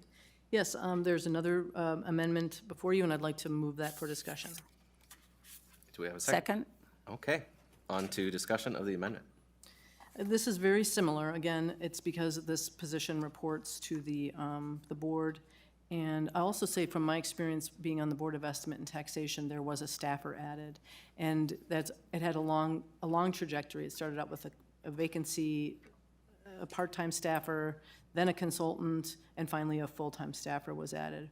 And I know it was a tremendous amount of work to do all of that. So there was a lot of input given by the board, the BET formally, and I think there was work done behind the scenes. So I think that in this case, it would be important that what we're adding here is another resolve clause between the two, and it just says that the Board of Commissioners directs the superintendent to develop a work plan and preliminary report for the comparative study and present it to the board for review and approval before moving forward with the study, really. So we can say, oh, a little bit more of this, a little bit less of this, or please focus on this. So it's another opportunity to provide input. Thank you for that. Any further discussion on this amendment? Yeah, I will say I think it's wise. I mean, this would be a pretty major shift for the park board if we were to undertake it. And so making sure we follow every step and get all our ducks in a row would be important. So thank you for this, Commissioner Benny. Further discussion? Okay. Seeing none, on to the vote for the amendment. All those in favor, please say aye. Aye. Opposed? With that, the amendment passes. On to discussion of the resolution as amended. Commissioner Benny. Yes, I'm not going to support thanks for the amendment, and I think it's good to include that, but I'm not going to support the resolution, and my main reason is something I spoke to a little bit last time, and that is that we're doing this with outside the budget work, and so it will take some staff capacity and maybe some resources to do it. So what we're doing, if this passes, we're saying, we want this thing, and then all the other things that we put on Post-it notes the other day aren't going to be considered in and among that thing. So I don't want to do it as a separate thing. I would have rather have done it through that process. And I think right now the RFP is probably enough work, so I'm not going to support this. Okay. Any further discussion? Seeing none, all those in favor of the amended resolution, please say aye. Aye. All those opposed? No. Okay. With that, it passes as amended. We are now on to new business. Commissioner Frederick. Yes. Thanks everybody for bearing with me. This is my first resolution that I have put forward to the body. Would you please first move it? Oh, I would like to move Resolution 2026-30, resolution directing the superintendent to suspend initiation of any eviction processes related to commercial industrial rental properties at 30 31st Avenue North and 2128 Marshall Street Northeast, residential rental properties at 2210 Marshall Street Northeast and 2230 Marshall Street Northeast, rental properties owned and managed by the Minneapolis Park and Recreation Board during the pendency of the federal government's Operation Metro Surge. Do we have a second? Second. Okay, on to discussion. Commissioner Frederick, to your resolution. Apologies. This, like I said, my first resolution coming to the full board. I'm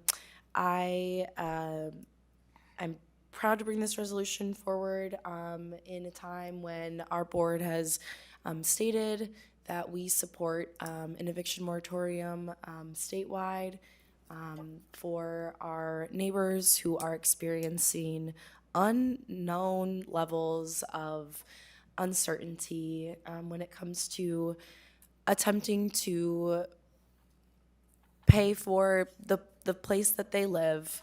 I believe that housing is a human right, and I believe that this board has the ability to align with the values that we're asking larger government bodies to follow suit with. So hence the creation of this resolution today. It should be noted that, and Mike, Assistant Superintendent Schroeder can potentially speak to the exact year, but it has been over a decade since there has been any eviction processes moved forward at these residencies. So understanding that while knowing that this is somewhat of an insurance for neighbors who might be facing unknown amounts of stress or harm due to Operation Metro Surge. Thank you for that. Commissioner Engelhardt. Yeah, I mean, the Marshall Street properties are clearly in District 1 and on the river. So, I mean, I would assume that those are rented at market rate. I'm curious about that, and so they're probably fairly high rents because I would love to live there myself. So I'm curious about the rate, and presumably that's, fairly high income. It doesn't mean I don't support the resolution by any means. And then I would also be interested in, just further discussion on the pendency of the federal government's Operation Metro Surge. We have extreme liars at the federal government about what they're doing. We have way too many elected officials at the local government level saying that 150 is the normal number when 150 was the beginning of this Operation Metro Surge. So we are operating in a reality that what was the beginning of a surge number is now what our governor and other elected officials are stating as normal, and that is not normal. That is a surge number. We've heard about in open time about other cities. Midway Blitz in Chicago was 300. We saw 3,000 plus. And when we don't know how many we have. We never will know because we're dealing with liars. So, I don't know how we can ever declare this over if we're settling on a number of 150 as being an acceptable number. So it's just a statement and kind of a proverbial question, I guess. Like, how do we ever determine this over if we're settling for 150 as being a normal number? I don't see that as it ever being over. 150 was pure terror in Powderhorn and Phillips in early December, and then it just increased from there. So there seems to be no end to, so-called Operation Metro Surge if we're going to settle on 150 as some sort of number, and we don't know, and we'll never know what the real number is. Thank you for that. Commissioner Rucker. Yeah, I got a couple questions that you can hopefully you can be able to answer this. How much is the rent anyway at these properties? Would you know? President Olson, Commissioner Rucker, and Commissioner Engelhardt, who asked the same question. So I can get you what the actual rents are for each one of these two properties, the two residential properties, okay. And I can get the lease rates for the properties that are the two other commercial industrial properties. I don't remember what they are right now off the top of my head. These are leases that are approved through the Board of Commissioners, so you have a chance to review those with all the tenancies that we have in these cases before they're actually put into lease form. I just, President Olson, if I may request the board to consider one thing, and this is my fault for relying on my memory for addresses. It's actually 1828 Marshall Street and not 2128 Marshall Street. It's a multi-tenant commercial building. I'll note just relative to the market rates as well. Sorry for kind of wandering here. The structures that we have are not in great condition. And any commissioners who would like to see what they are, I'd be willing to take you on a tour of those. It's harder for us to get into two residential properties, but the other ones are pretty easy to get to. 2128 is a block north of our property at 1720, a multi-tenant commercial building that used to be, I think, a sawmill or something. It's a little more coherent in its layout than the one that we call the Pacific Building, which is kind of a rat's nest of hallways and corridors. But I'd be glad to take you on a tour with the provision that we leave a trail of crumbs to get us back out because they're hard to get through. I'll also just confirm, President Olson, if I may, Commissioner Frederick's comment about evictions. With these properties, we've had long-term tenancies for most of them. The two residential properties are the same tenants that we had when we bought the properties a few years ago. We have had one eviction, and that was from the building next to the Pacific building, and that was a tenant who came to us already significantly in arrears with the former owner, and after about a year and a half of that, we just said the person had to move out. And so now that space has been is being used by asset management or by environmental stewardship for storage because it was not a building that was suitable for returning to the market. Yeah, that's what was my next question. Is anybody at risk of being evicted? President Olson, Commissioner Rucker, the tenants that we have are, we think, really good tenants. They've been there for a long time. I think our larger problem relative to not the residential properties, but the commercial industrial properties is the significant decline in the industrial market and trying to find tenants and actually finding a way for those tenants to actually pay reasonable rents. The market is in a very downward spiral, and the building, particularly the one on Pacific Street, I don't think would even be considered a Class C industrial space. It's really old. It suits. It has a limited number of uses, and the building is an old building. Can I tell a story about one of the tenants? It's a really weird conglomeration of tenants in these buildings, in particular at the Pacific Building. And one of the, and I will not claim to understand the business model, but one of the tenants was an adult diaper repackager. There was a leak in the building that went into that space that we didn't discover for a really long time because the diapers were doing their job. That is a great anecdote. Thank you for that. All right, that's all I have for you. Vice President Deshpande. How many residential tenants do we have in these buildings, and how many commercial tenants do we have in the commercial buildings?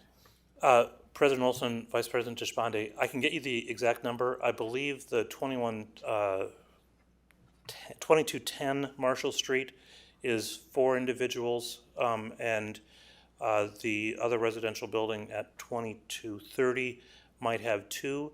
I'll note for those 2 properties, we are registered as a landlord with the city of Minneapolis, so we abide by all the same provisions as every other landlord operating in the city of Minneapolis. Thank you. Okay. Commissioner, I don't know who was first. I'll go to Ben. Go ahead, Commissioner Benny. Thank you. Commissioner Frederick, I appreciate this, and you did a good job writing it up, but I'm not going to support it, and the reason I'm not going to support it is I don't see that we're solving a problem that is other than, I think, the outpouring of compassion and trying to do things in this moment. But I think, I think that we don't need to do this at this point, and I think it leaves too many open ends about other reasons why somebody might need to be evicted, although I seriously doubt the park board's going to be evicting anyone. So I'm not going to support it, but thank you for submitting it. Commissioner Carvajal-Marin. Thank you, Commissioner Frederick, for bringing this forward. I will be supporting this tonight. I myself am a housing navigator, and so I have worked with tenants that with 1 week or 2 weeks being out of a job or with Operation Metro Surge, it leads to eviction. I think as a board, we passed the call for Governor Walz to call on an eviction moratorium, and so I think that this is a good resolution to follow. I did have a question regarding the eviction process. When eviction does happen, does it go to the Hennepin County courts, or due to it being the park board, is it different? President Olson and Commissioner Carvajal-Moran, I may defer to Council Rice. I think when we have gone through the single time that we have done this, we have a property manager who actually facilitated the eviction for us.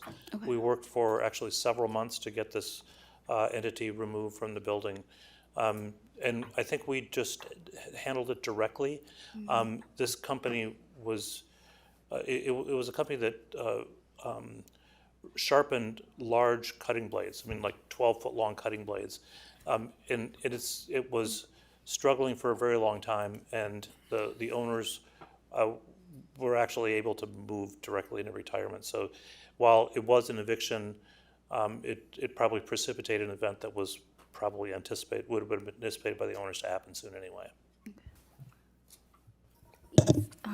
President Olson, Commissioner, there is a housing court, and so matters like this, if there is an eviction, it's kind of an administrative judge that hears these matters. If it came to that. Commissioner Carvajal-Moran? Thank you. Okay. Commissioner Engelhardt? Yeah, I think this is probably a question for you, Michael. I am quite familiar with 1828 Marshall. I have used Northeast Fitness quite a bit. Pilates changed my life, actually, with herniated discs. It is a quirky building, and the roof leaks and all that sort of thing. But I understand there to be apartments also. Do we know how many apartments are in that building? President Olson, Commissioner Engelhardt, there was at one time one apartment that was used by a caretaker for the site, and that has been vacant for some time. The building, as you're noting, is occupied by the fitness entity that's been in one form or another during its ownership, has been there for quite some time. The other tenants in the building are artists, and there's at least one recording studio, but I don't believe there's any longer any residential tenants within that building. I could check to make sure, but I don't think there are.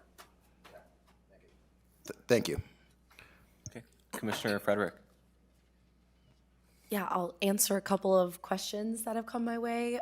First, to Dan, when it comes to the pendency of Operation Metro Surge, as stated in the resolved in the resolution, it says, in its aftermath, as determined by the Board of Commissioners through an affirmative vote to rescind the resolution. So this will come back to the board in order to be reconsidered for, upon the conditions that you spoke very eloquently on.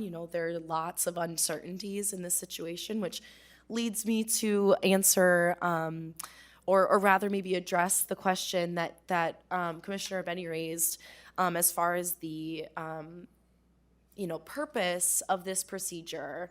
And as I understand it, knowing the history and have I been talking that long? You get less time on your second time, but please, finish up. Okay. Sorry. I appreciate the feedback and the ability to publicly state that position.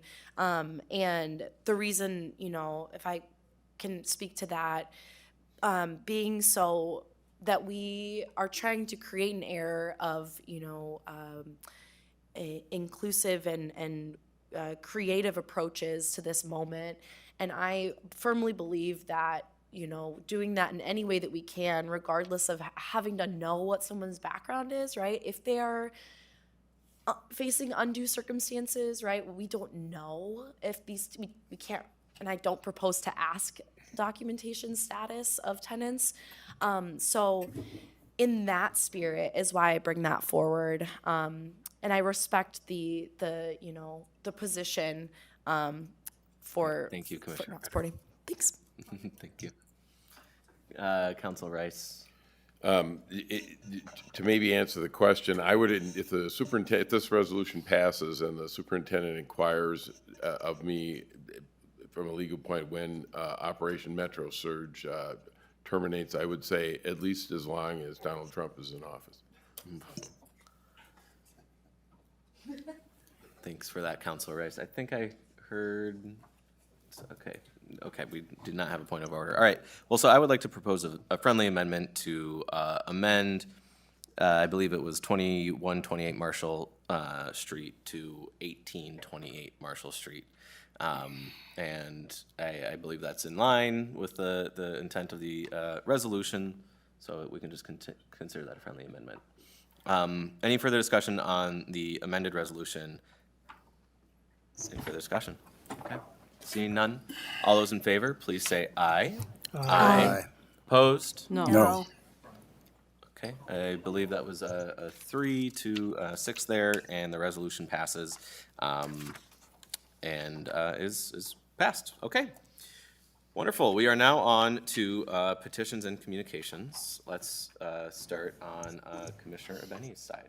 Thank you. And actually, President Olson, thanks for mentioning Jason Benjamin.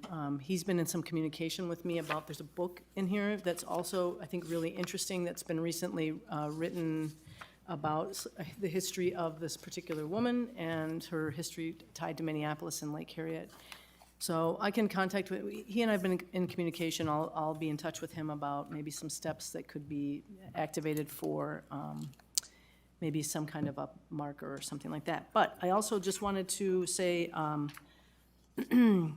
that if you look in P's and C's, there's the report on the environmental stewardship volunteer impact report. And I tell you, it just blows my mind. So in calendar year 25, there were 8,665 people volunteering for almost 34,000 hours. And that does not include the volunteers in recreation at the park system, which there are, I don't even know how many there are. So that's just incredible.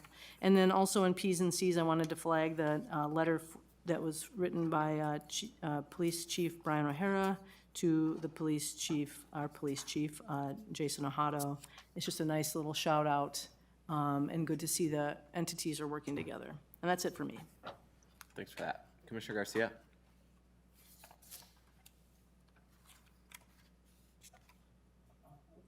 Do you have anything? Petitions? No, I'll pass. Okay. Commissioner Forney. I just need to take a shout out to the fact of Cliff Swenson is retired, and I attended the, what should we say, retirement party, and a wonderful resolution was read, and I was considering reading the entire thing into the record, but I won't. But it just, it's whereas Cliff Swenson is a steward of the Minneapolis park system, and whereas Cliff continues to sport several varieties of vests despite the fact that, according to Gentleman's Gazette, vests went out of style in the 1960s. It just warmed me to know the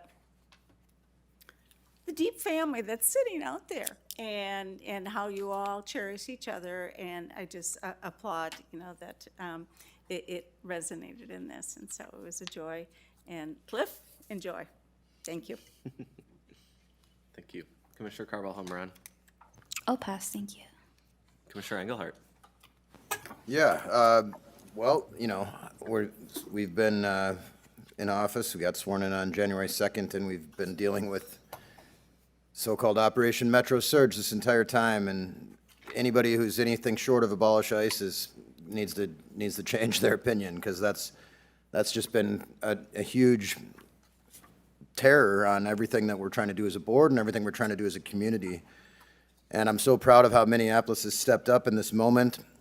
And I'm also very proud that we've done what we've done as a board, and that we've passed the Committee on Employee Relations. And I look forward to working with Vice Chair Rucker on that. We're gonna, be the employer of choice, and we're pushing to do that. And we've done so much. On the 28th, we had a meeting where we were out on the floor with everyone else, a public meeting. The recording is available. And the things that have been brought to us have been addressed. And as I stated earlier, adding to Superintendent Bangora's report, we just met with labor partners on Tuesday morning to clarify, to look to clarity. And the decision was made that it's really not documents or FAQs or the quick reference guides in the do's and don'ts. It's more ongoing workshopping, role-playing, making sure that things are clear. People have the right to record. The don'ts were originally there to protect people's safety, both legal and literal lives are at stake with a murderous occupying force that we have. So yes, you can record, and yes, you are supported by the Park Board as an employer, and we've gone to great lengths to make that clear, and I want to make that clear in this communication right now, that yes, you can record, and yes, you have the right to do constitutional observer activities throughout the course of your workday. It's also obvious that our community is not as united as it needs to be in this moment. So I am open, and I will communicate and meet with anyone at any time, and we'll make it work, and we'll get through whatever we have to get through. There's a lot of punching sideways and punching down and punching all kinds of ways when we have to come together and punch up at this federal tyranny in this moment that we're living in.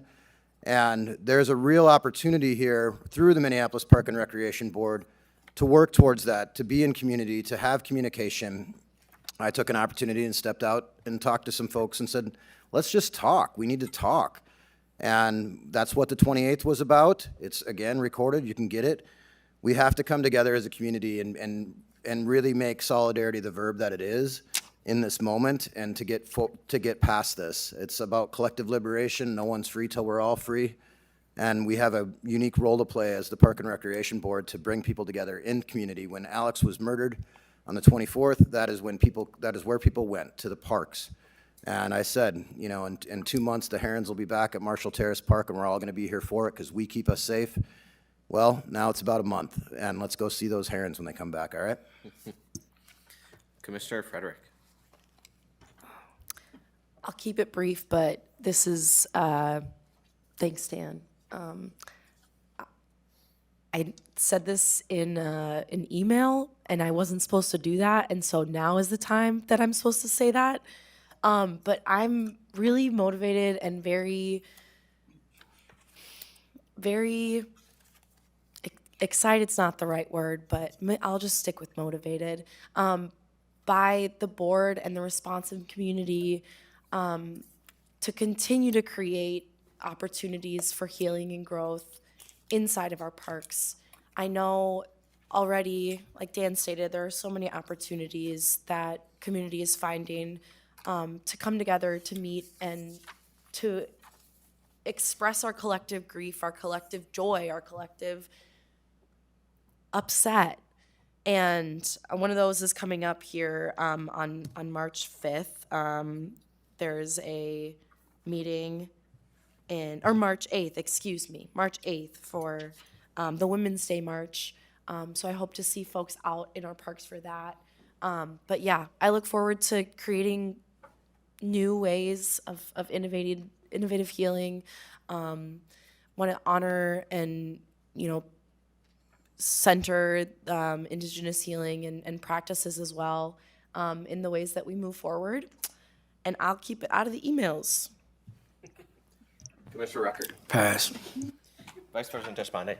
I also just wanted to call out the Environmental Stewardship Volunteer Impact Report. It's really one of those examples of the whole city coming together and contributing to our parks and activating a lot of them. And I particularly want to thank Becca Gross for all of the work she did in coordinating a lot of the garden revival, particularly at my community garden. So thank you.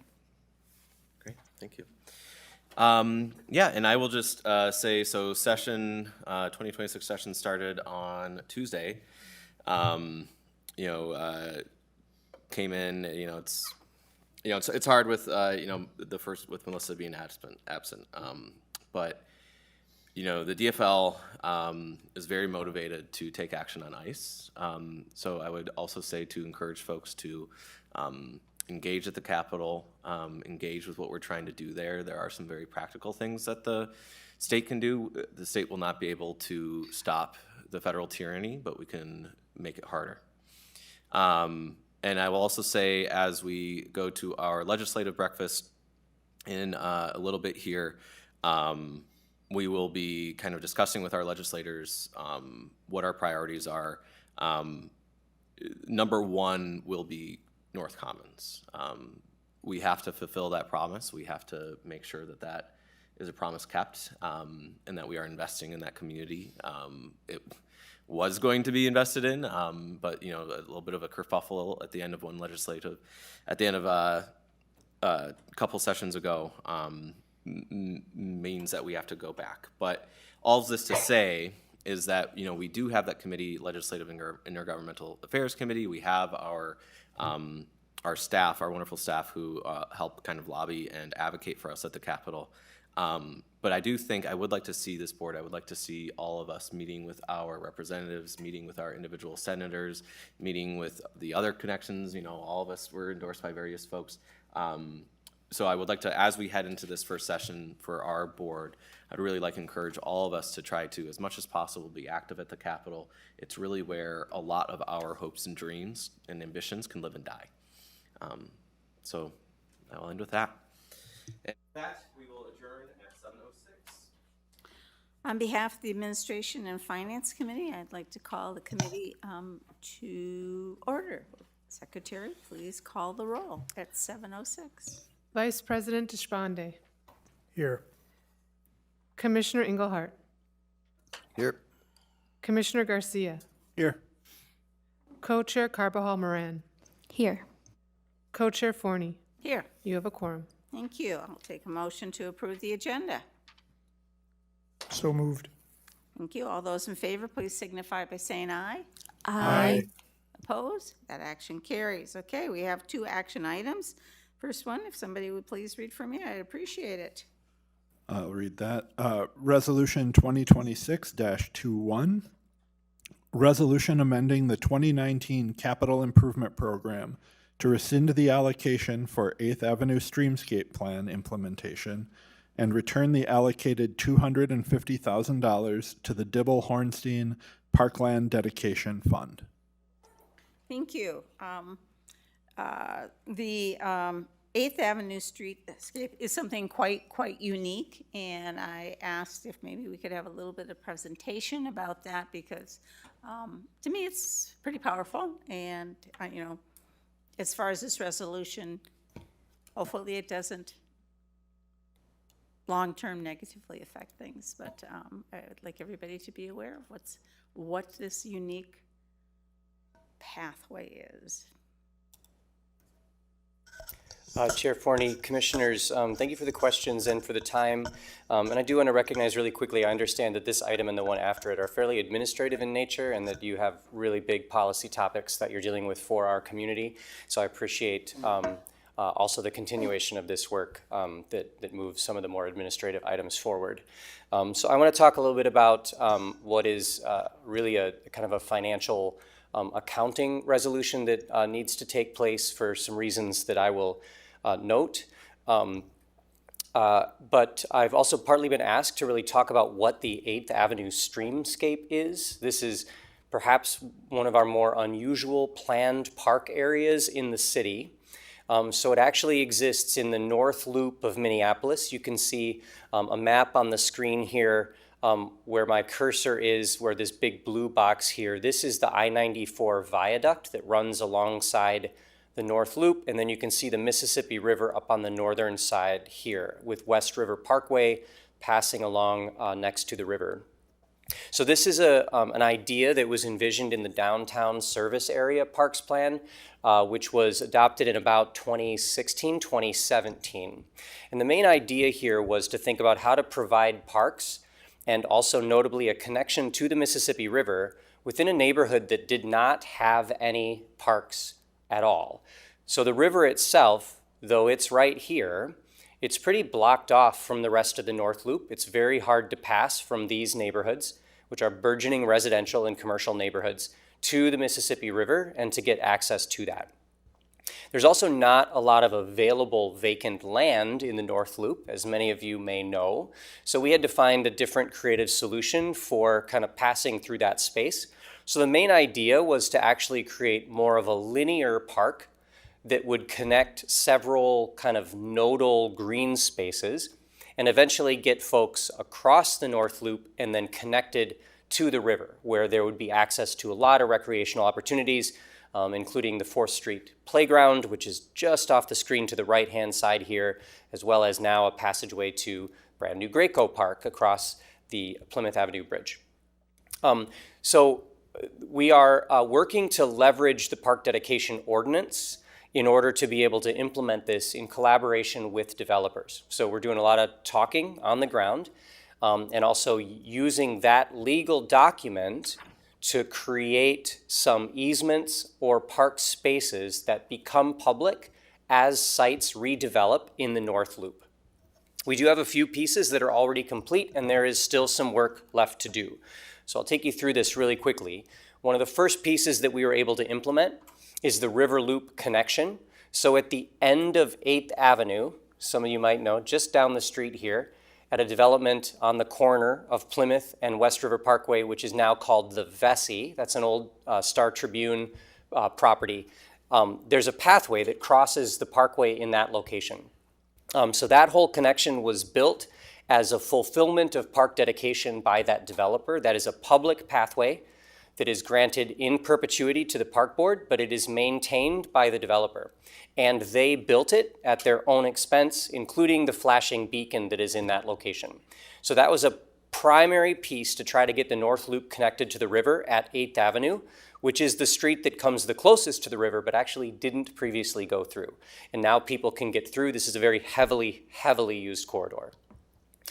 The second piece we were able to implement is the North Loop park space. This is a property that the park board actually acquired with park dedication dollars. This is an undeveloped park at the moment, but several allocations have also been made by this board through the CIP to develop that park, and Assistant Superintendent Schroeder is working on right now the implementation of more assets within that North Loop park space. So those two pieces are kind of the anchors, as it were, of the 8th Avenue streamscape. In addition to those, we've got a trail easement next to a property called the Nordic, which gets us from 3rd halfway up to Washington Avenue through one of those super blocks in the North Loop that are really hard to pass through. The Tractor Works site, which is the subject of this action, was the potential passageway between Washington and 2nd, which is another challenging super block to get through. We were initially in discussions with that building. They were going to take down a portion of like a small addition on the building and create a public plaza that would help us get through that block. There are two spots here located with the blue circles that we've actually begun some conversations and negotiations with developers, but we aren't very far along. So these are the other halves of those super blocks. The one right here, next to Washington Avenue, there's a large surface parking lot. We expect that surface parking lot will eventually redevelop, at which time we will be able to acquire the property that sits over the Bassett Creek Tunnel, because that's typically unusable by a developer. And then we'll be able to connect this trail all the way through to Washington Avenue. This location here is the sort of back half of what was going to be the Tractor Works site. And there's a complicated land ownership in this location that involves the Star Tribune, as well as the Solhaven development, and a couple of other parties that hold easements across it. The park board actually stepped forward and did a full ALTA survey of that area to try to help them all disentangle who owned what and who had rights to what. When the Tractor Works project kind of fell apart, which is the purpose of this action tonight, we stopped working on this piece here because it's the second half of a block that we need to put a bit more effort into. So that's the 8th Avenue streamscape. With regard to the Tractor Works property, unfortunately, this cannot advance. We have been trying for many, many years. You can gather from the resolution that this was a 2019 allocation. Local Tractor Works staff, the North Loop Neighborhood Association, and several park board staff have been at this for years trying to find a way through, and it's just not possible. And part of that has to do with decision-making outside of the community. As a result of that, the North Loop Neighborhood Association actually has provided a letter. They're asking that that money that was initially allocated just go right back into the big Dibble-Hornstein Parkland Dedication Fund so that it can be reallocated to other projects in the North Loop. Right now, it's tied up in Tractor Works because a previous board tagged it for that, allocated it for that. So until this happens, it is stuck there. The Board of Commissioners controls all allocations from the Parkland Dedication Fund. I just want to make clear it's not the neighborhood groups that have that decision-making authority. They make recommendations. They have made a recommendation to you, but it is the board that has to act on this. Once we identify a new need for those funds, the board will be asked to make an allocation again, either as a standalone action or as part of your next CIP process. And just a really quick note on the Parkland Dedication Fund balances within the North Loop neighborhood area. We have previously spent about $2.1 million in that neighborhood. So that's cash that went out into the community. This was primarily used to acquire the North Loop Park site. $850,000 have been already allocated by the board to projects, including the $250 in question tonight.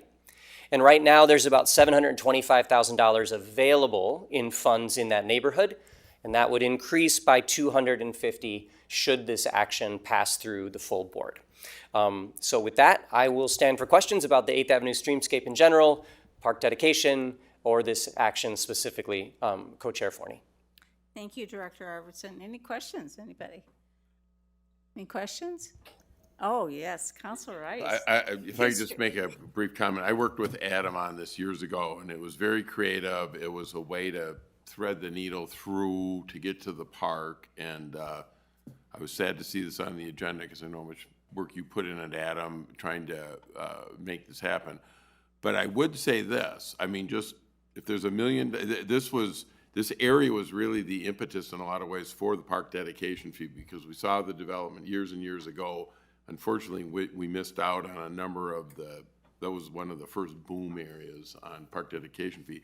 But with the Star Tribune closing its production plant, and if there's ever a reuse there, that could be a real opportunity for, it's now in Commissioner Garcia's district, and you're on the Planning Commission, and maybe something will happen. So let's hope that we can get some parkland in that area. And thank you, Adam, for working on it. Yeah, very exciting stuff. And anyway, I just felt a need to bring everybody up to date about this. So anyway, thank you for that presentation. He's going to be giving us another one. But anyway, unless there's any questions, all those in favor of the motion, please signify by saying aye. Aye. Oppose? That action carries. Okay, now to our next and final one. Somebody would read that resolution. I'd appreciate it. Sure. Resolution 2026-22. Resolution authorizing the superintendent to submit proposals to the Legislative Citizen Commission on Minnesota Resources, LCCMR, from the Environmental and Natural Resources Trust Fund, ENRTF, for 5 projects in response to the 2027 request for proposals. Okay, so once again, I thought this was an opportunity for us to be able to be aware of something that will come before us every year. And so take it away, Director Arvidsson. Thank you, Chair Forney. So I have a brief presentation here about 2 of the major environmental grant programs that we submit to almost every year. So the state has 2 programs which are funded by several hundreds of millions of dollars each year with each program. And we have historically sought funding from both of these. There are some fairly stringent requirements, but the most important one is that this is really for things like environmental education, restoration, capital projects that enhance the environment.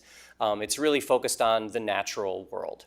So we have the LCCMR, which was just mentioned. You heard the acronym from Commissioner Garcia. This is a fund that comes from the Minnesota State Lottery.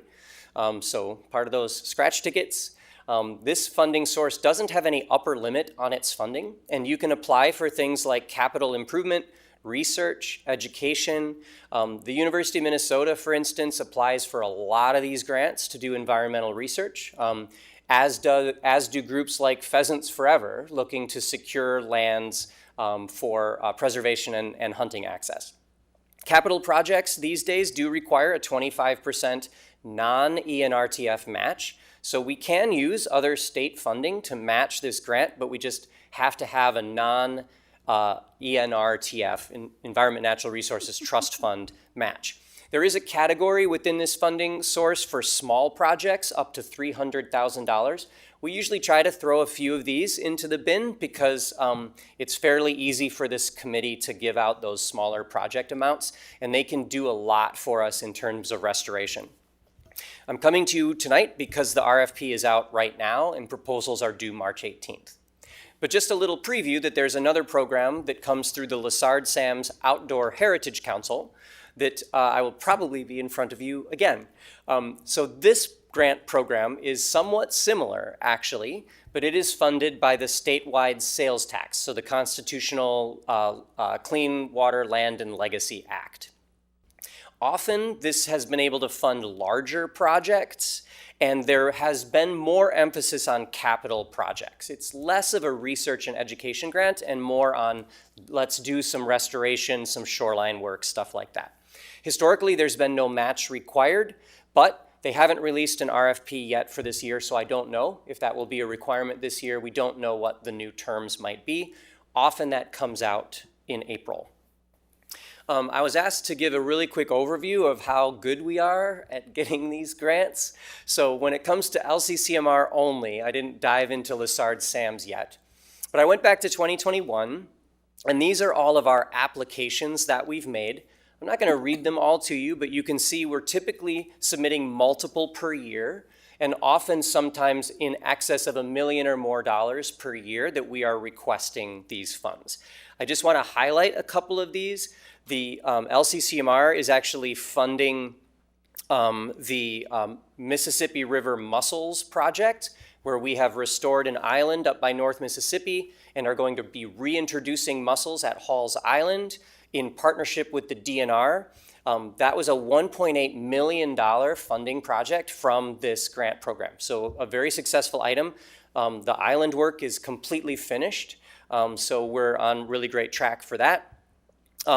We are also in kind of a little smaller project. We are currently implementing, as part of 3 different capital projects, some Mississippi Flyway stepping stones, where we're extending habitat across the north side of Minneapolis so that that flyway on the Mississippi connects eventually all the way over to Theodore Wirth Parkway and can sort of stepping stone through our parks. So that's the Mississippi Flyway Fingers. It's $190,000, and it's contributing money to existing capital projects to enhance the natural environment in those parks.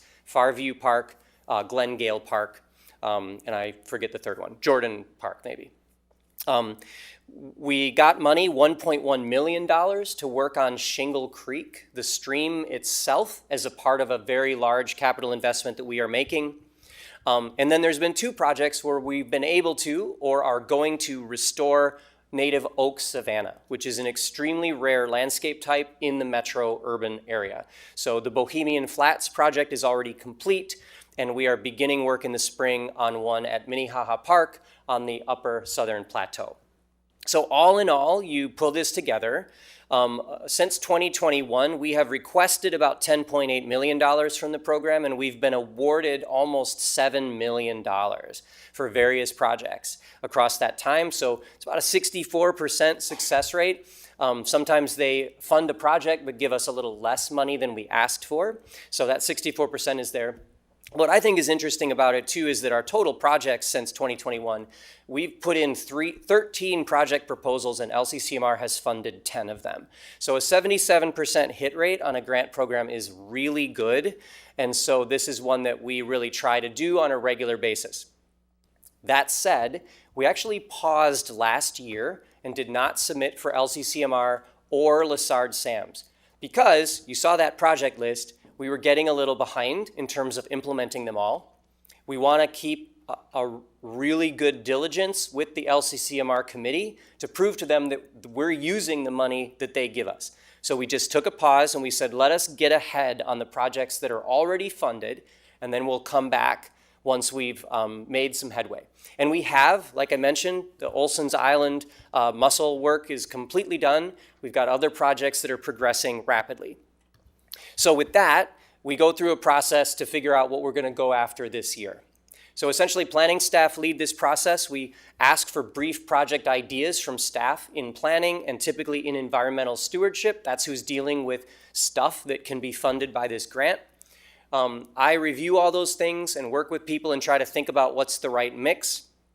And then we put together a proposal to you. That's where we are today. So we look for a slate of project proposals to be approved by the board. Board support is actually a requirement of submitting the grant. So for public agencies, I can't just go do it. I have to have your authorization. Should this pass tonight and then at full board in a couple of weeks, planning staff is going to work with those idea folks to write and submit the proposals through the LCCMR online portal. They've got a really good online portal. It's pretty easy for us to do it. In terms of the process for selecting these, LCCMR this summer will review and select proposals. LCCMR is a body composed of legislators and community members, as its name suggests. So there are elected officials that sit on that board. And then once they make their recommendations, that slate goes to the state legislature for approval in the next session, so 2027. And our funding comes available on July 1st of 27, which is the beginning of the state's new fiscal year. That's why when I'm saying it's 27 proposals, you're like, we're only in 26. It's because we're looking out ahead a year. So really quickly, these are in your packet, so I won't go through them in a whole lot of detail. We have 5 projects before you. I'm going to go from big to small. We're doing a major long-range planning effort at North Mississippi that will be immediately followed by more than $2 million of capital investment that we already have funding for. We are asking to enhance those dollars by asking LCCMR to also step in and do more on the north side for this critical river access point. Eloise Butler, there's a desire to create greater accessibility at the entrance to that garden. So the vision of creating an accessible tree canopy walk is something that is very much in line with LCCMR capital proposals. We can match this project with private philanthropy. And then we have 3 small projects. One of these is a programming and education effort run out of the Croning Nature Center, again at North Mississippi. This is both hosting school groups in nature, but also training teachers to be able to bring school groups into nature. That's run by our environmental ed staff. And then a riverbank restoration at Waterworks in collaboration with Owamni Omni. We can actually use their funding to match this, and then we would do work on our portion of that property to restore the Mississippi riverfront in that vicinity. And then the last one is a new program that we actually envision, we as in like planning and also the natural resources staff, we envision potentially having this be a funding cycle almost every year to provide funding to manage our forests in a more ecologically sound way across the system. Instead of just removing buckthorn and hoping for the best, this would be full forest restoration to create an ecosystem that works from ground plane through shrub layer and a succession of tree species. Some initial sites where this might be possible would be in Worth Park, in Shingle Creek, in Deming Heights Park, Edward Solomon Park in South Minneapolis. So there's a lot of places where we've got degraded forest ecosystems that are not providing the habitat benefits and really the human education benefits that they could. So this would be a flexible pot of money that the natural resources staff could use across our entire system to do forest-related projects. There isn't really another source for that. And if this is successful, then next year we could go back to LCCMR and say we want this phase 2 and phase 3 and phase 4. And it injects some additional money into the natural resources efforts that we have. So there's a quick overview of LCCMR and our proposals, and I will turn it back over to you, Chair Forney. Whoa, I get pretty excited. So I love it. I love it. So yes, Commissioner Garcia.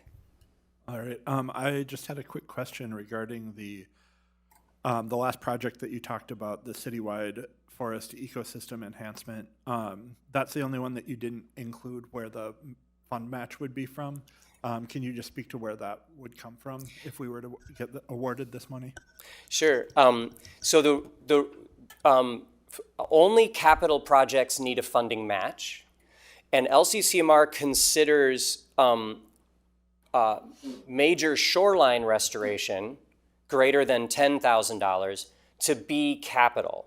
So that's why the riverbank does need a match, but the forest one does not, because that's considered to be straight ecosystem enhancement without shoreline, so it can be funded without a match. If we needed to prove a match, there's ample funds dedicated internally to our operations of natural resources that would count as a match, but strictly speaking, that project doesn't need one. Thank you. Co-chair, Carvajal Moran. Thank you for the presentation. This also makes me super excited.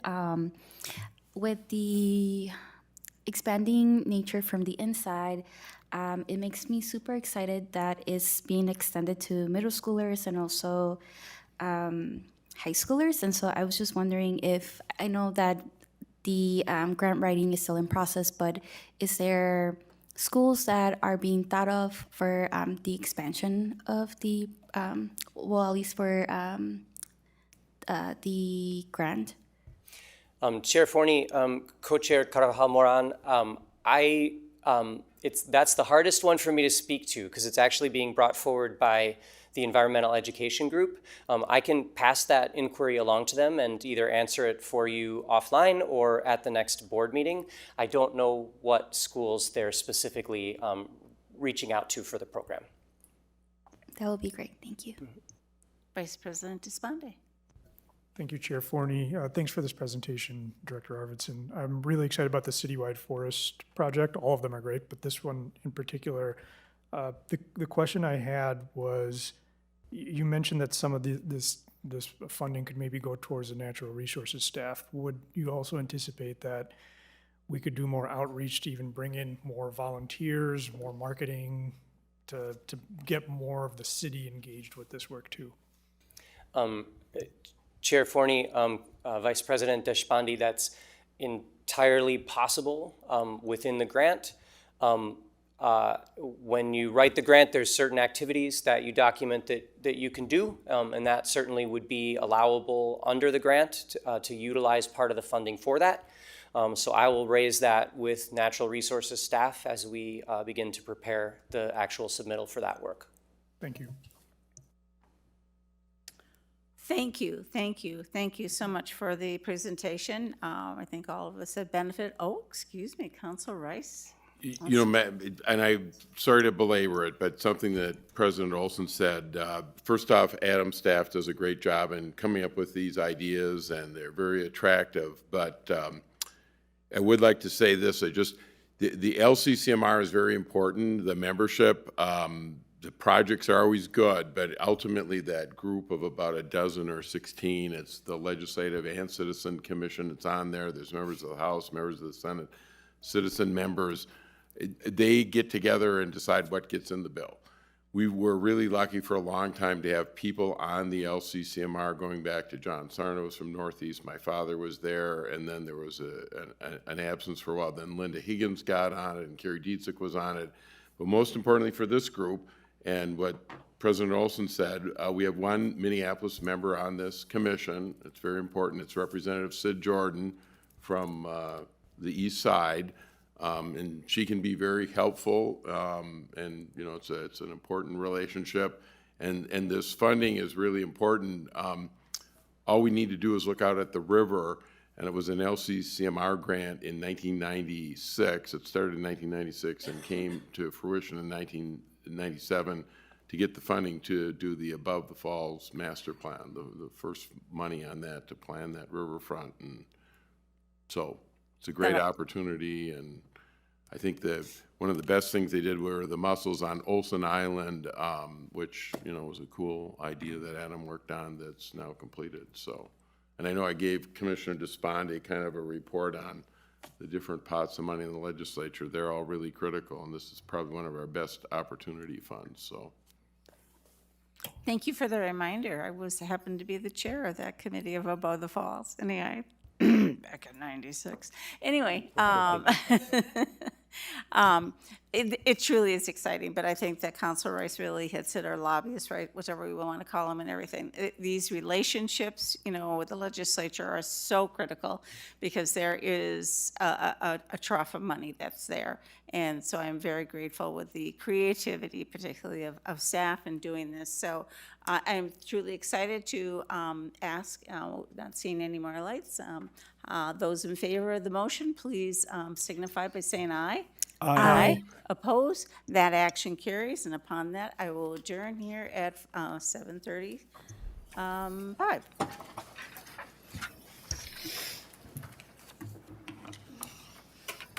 Okay, call to order the February 18th meeting of the Employee Relations Committee. Vice President Deshpande. Here. Commissioner Frederick. Here. Commissioner Garcia. Here. Vice Chair Rucker. Here. Chair Engelhardt. Here. You have a quorum. Do I have a motion to approve the agenda? So moved. Second. And we have an approved agenda. Motion to approve the minutes. Do we have minutes? Oh, well, I guess we don't. Chair Engelhardt, we should also vote on the approval of the agenda. Oh, I thought we just did that. Did Okay.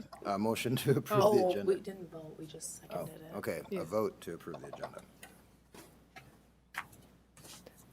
All All those in in favor favor, say say aye. Aye. Any opposed? All right, so we've approved the agenda. We don't have minutes for approval? Is that- No, okay. So we'll move on to the public hearing. I don't think we don't have one. Okay, very good. So just no action items either. So then we move on to the study report item on discussion on leaves. Thank you. Good evening, Commissioners. Evening.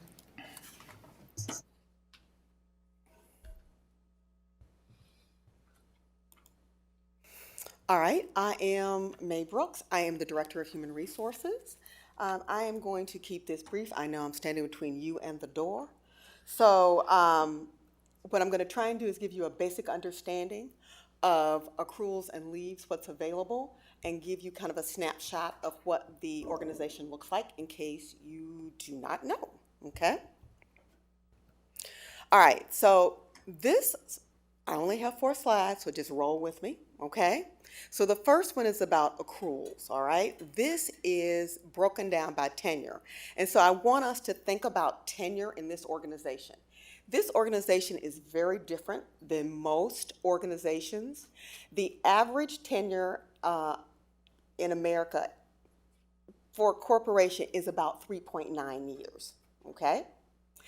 Our average tenure on the low side, all right, when we include everyone on the last payroll, right now it is sitting at 12.16 years, okay? And that's on the low side. And that is including people that are seasonal, that temps, all right? So remember, 12 years on average on the low side. If we take out, let's say, some of the seasonal, some of the temporaries, then that goes up to about 13 and a half years, okay? So that's what you need to understand about tenure here, which is why at the park board, when you are here for, let's say, 10 years or less, you are still considered new, okay? So keep that in mind. All right, the other thing I want you to look at is this vacation accrual, all right, in the first column where you can see it's by years. Now, I told you what the average tenure was, so you need to know this also about the park board. For most organizations, there is often a use it or lose it around your vacation.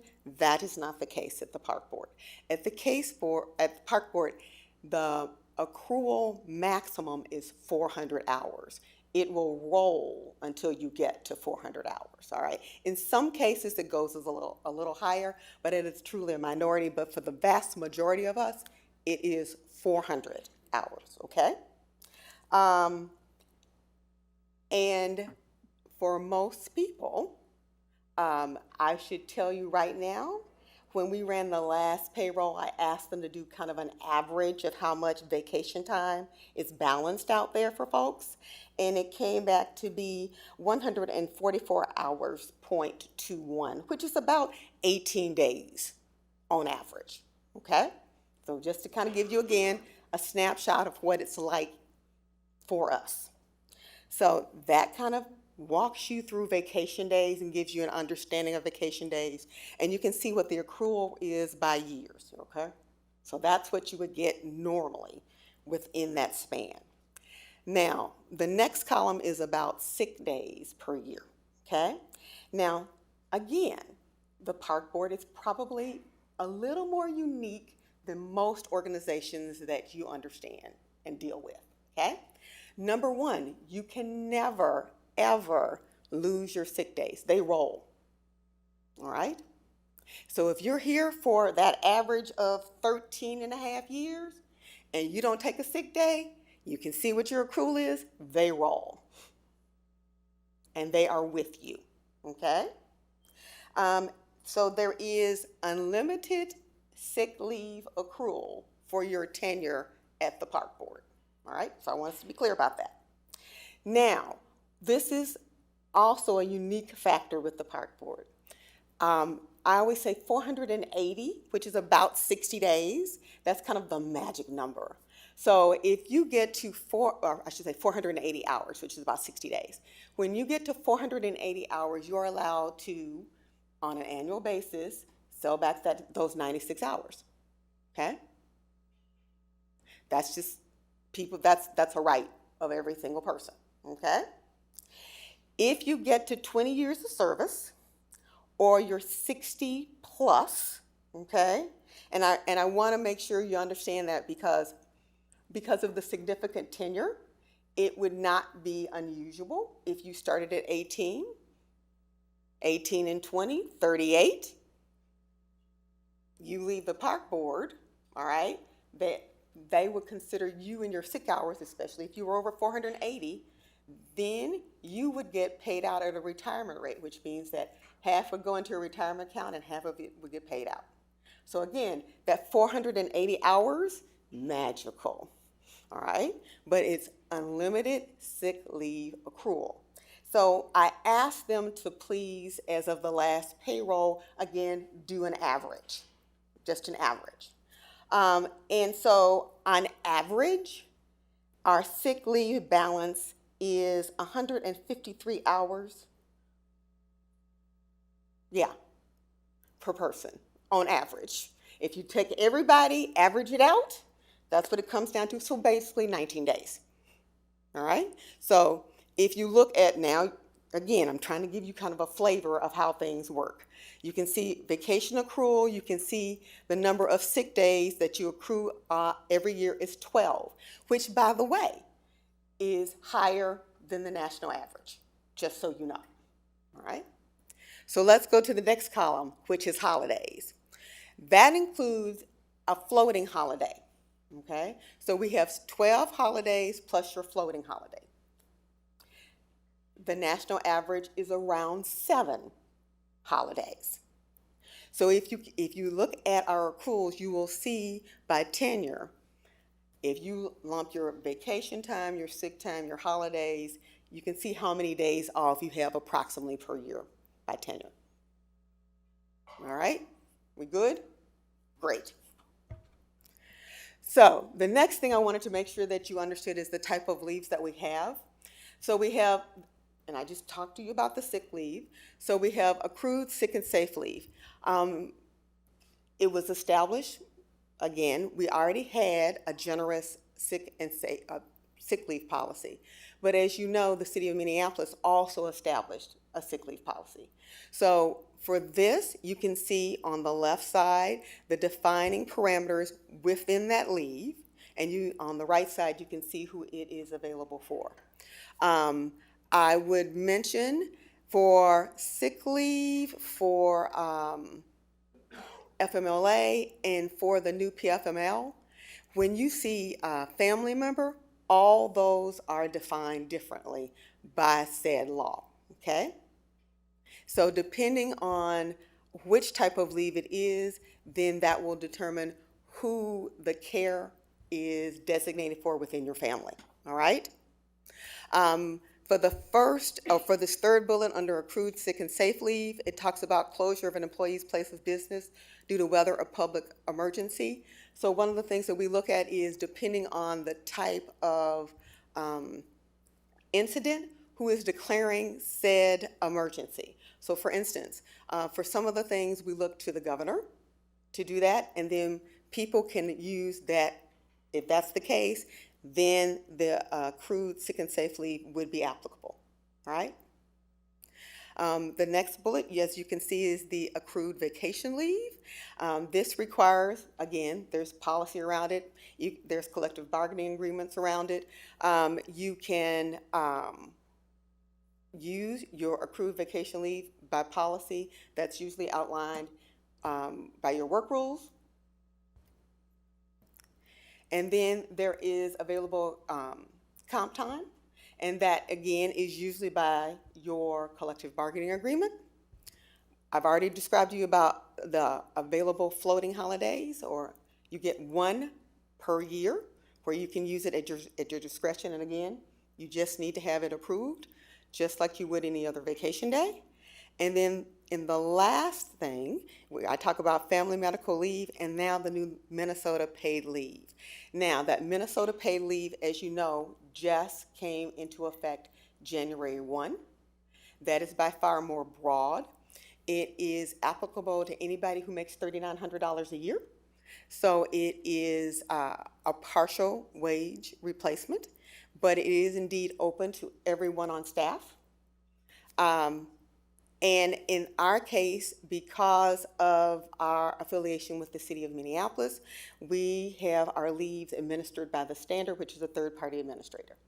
I will tell you, at the end of 2025, our leaves, I think, topped out at 68. We had 68 people on leave. We are, 7 weeks into the year? Right now, we are sitting at 52 leaves. For these types of leaves, the Minnesota paid leave, it's always, when you look at the pattern for these types of leave, it's always said that you should plan for something like probably a 40 to 50% increase in absenteeism. And so that's one of the things that with the leave that we currently have and the new Minnesota paid leave, while it is very generous, one of the things that we have been working with supervisors to do is think through with this leave what is going to be the strategy around if the number of people that use it increase, right, as we see, how that's going to affect workload. So those are our leaves. That's our accrual process. I tried to keep it very short, all right? And do you have any questions? And if you don't, you won't hurt my feelings at all. I do.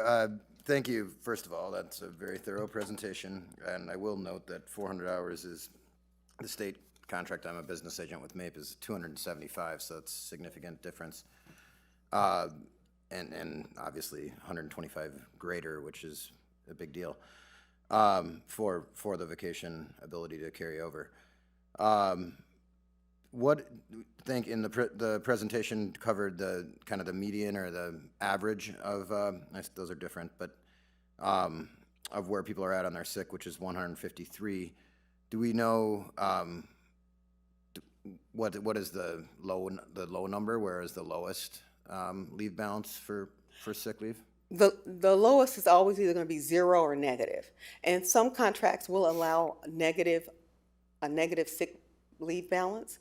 But when I was looking at the numbers, and I was just eyeballing the basic 1,300 or so figures, we're probably looking at like I said, 0, rare, low, this is my idea of low, okay? I looked at people who had probably less than 50 hours of sick time, and it was less than 100. out of the 1,300 I looked at, sir. Thank you.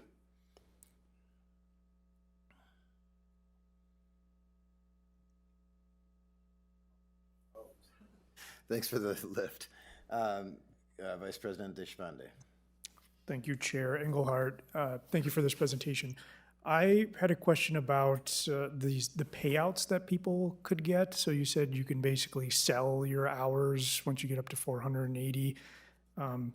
One, I'd love to know how often does that happen?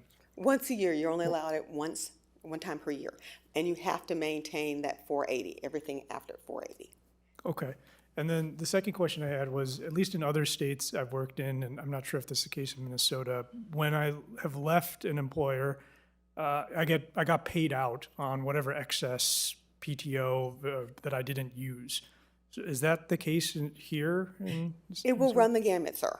So it depends on your collective bargaining agreement. It depends on how many hours of sick time you had. So again, generally, if you have, again, 480 is the magic number, okay? If you have below that certain amount, it kind of vanishes. But if you have above that, right, like for retirement, 50% will go into your retirement account, and 50% you'll get a check for. And so for some people, they see their sick time as really an investment for retirement, because they can use those funds to help pay for their insurance after they leave, if they put that in the right account. Okay. All right. So, but it will depend. It really does depend on the bargaining unit, sir. Okay, but you can't, so it depends on the bargaining unit, but you couldn't theoretically accrue, 20 days worth of unused leave time and then just say, you know what, I'm leaving the park board, and then you just get paid out on 20 days. So this is what I will tell you. So for comp time, it will depend on the contract, all right? And then for vacation time, again, depending on where it is, you will, depending on a number of factors, you could get paid out for it, or in fact, it might in fact get put into your retirement account. Okay, thank you. Commissioner Carvajal-Moran. Thank you, Chair Engelhardt. I know I'm not in this committee, but I just had questions about sick and safe leave. I know that defining family varies, and so I just wanted to ask, how does the park board define like family members? In some trainings that I've been in, they like the neighbor, like the uncle of the so it's like, how, I'm just curious how. Actually, we don't define it at all. It's defined by the law. Okay. So whatever the law determines as the parameter, that's the definition we go by. Okay. All right. So this one, we had no creativity on at all. Okay. Okay. This is strictly taken, the language is taken directly from the statute or the law or the ordinance or whatever nice word Council Rights would like me to use. But we don't make up that definition of family. Okay. So for FMLA, for the new PFML, and for the sick and safe leave, all defined by outside agencies. Okay, perfect. Thank you. Commissioner Garcia. Thank you, Chair Engelhardt. Thank you very much for the presentation. I appreciate the time that you've spent putting all this together. One question I did have, kind of similar to what Chair Engelhardt asked earlier, is when you came up with the average, like averaging, you certainly will have people at the high end skewing and at the low end skewing. Do you have like a median number that we would be able to get from you to kind of see where somebody in the middle might have? I do not. I can ask my colleagues in finance to come up with something for you, Commissioner, though. That would be great. Thank you. Okay.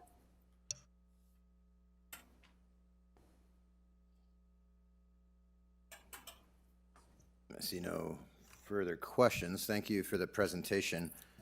To state that the reason why we're having this conversation is because there's an interest in, of course, not an interest, but a deep desire from myself as the chair and this Board of Commissioners to achieve the goal of the employer of choice and to look at what we can do in the moment that is, the long emergency that we have, that we've defined as long as Trump is in office, and what can we do to make sure people are taking the time that they need.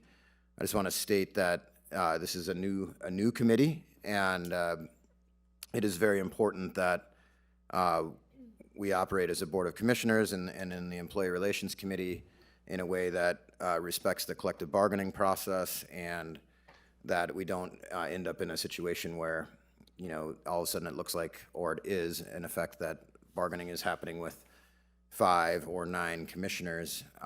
We have influence and we have ability to direct, but we have to, both sides, the union and management, have to bring people to the table with designated authority. So I think we're interested in what we can do to meet this moment, and making sure people are able to be healthy as possible, and have access to leave and get to healing that feels like it'll never be possible.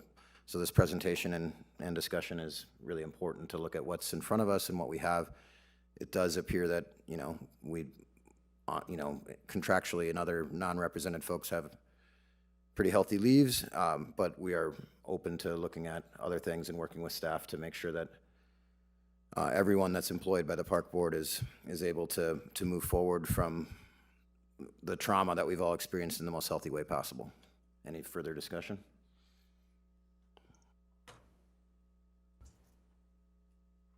Commissioner Frederick. Only point is that I'm really looking forward to doing that work, and that I've met with a couple of AFSCME reps about this creation of this board, and they're really looking forward to it. And I hope that we can continue to get feedback from workers and be in collaboration with each other. So that's it. Thank you. Any further discussion? Oh, Commissioner, your light is like hard for me to see. It's like barely lit up. Commissioner Garcia? Nope. Oh, well, it's some weird reflection. Okay. Any further discussion? Do I have a motion to adjourn?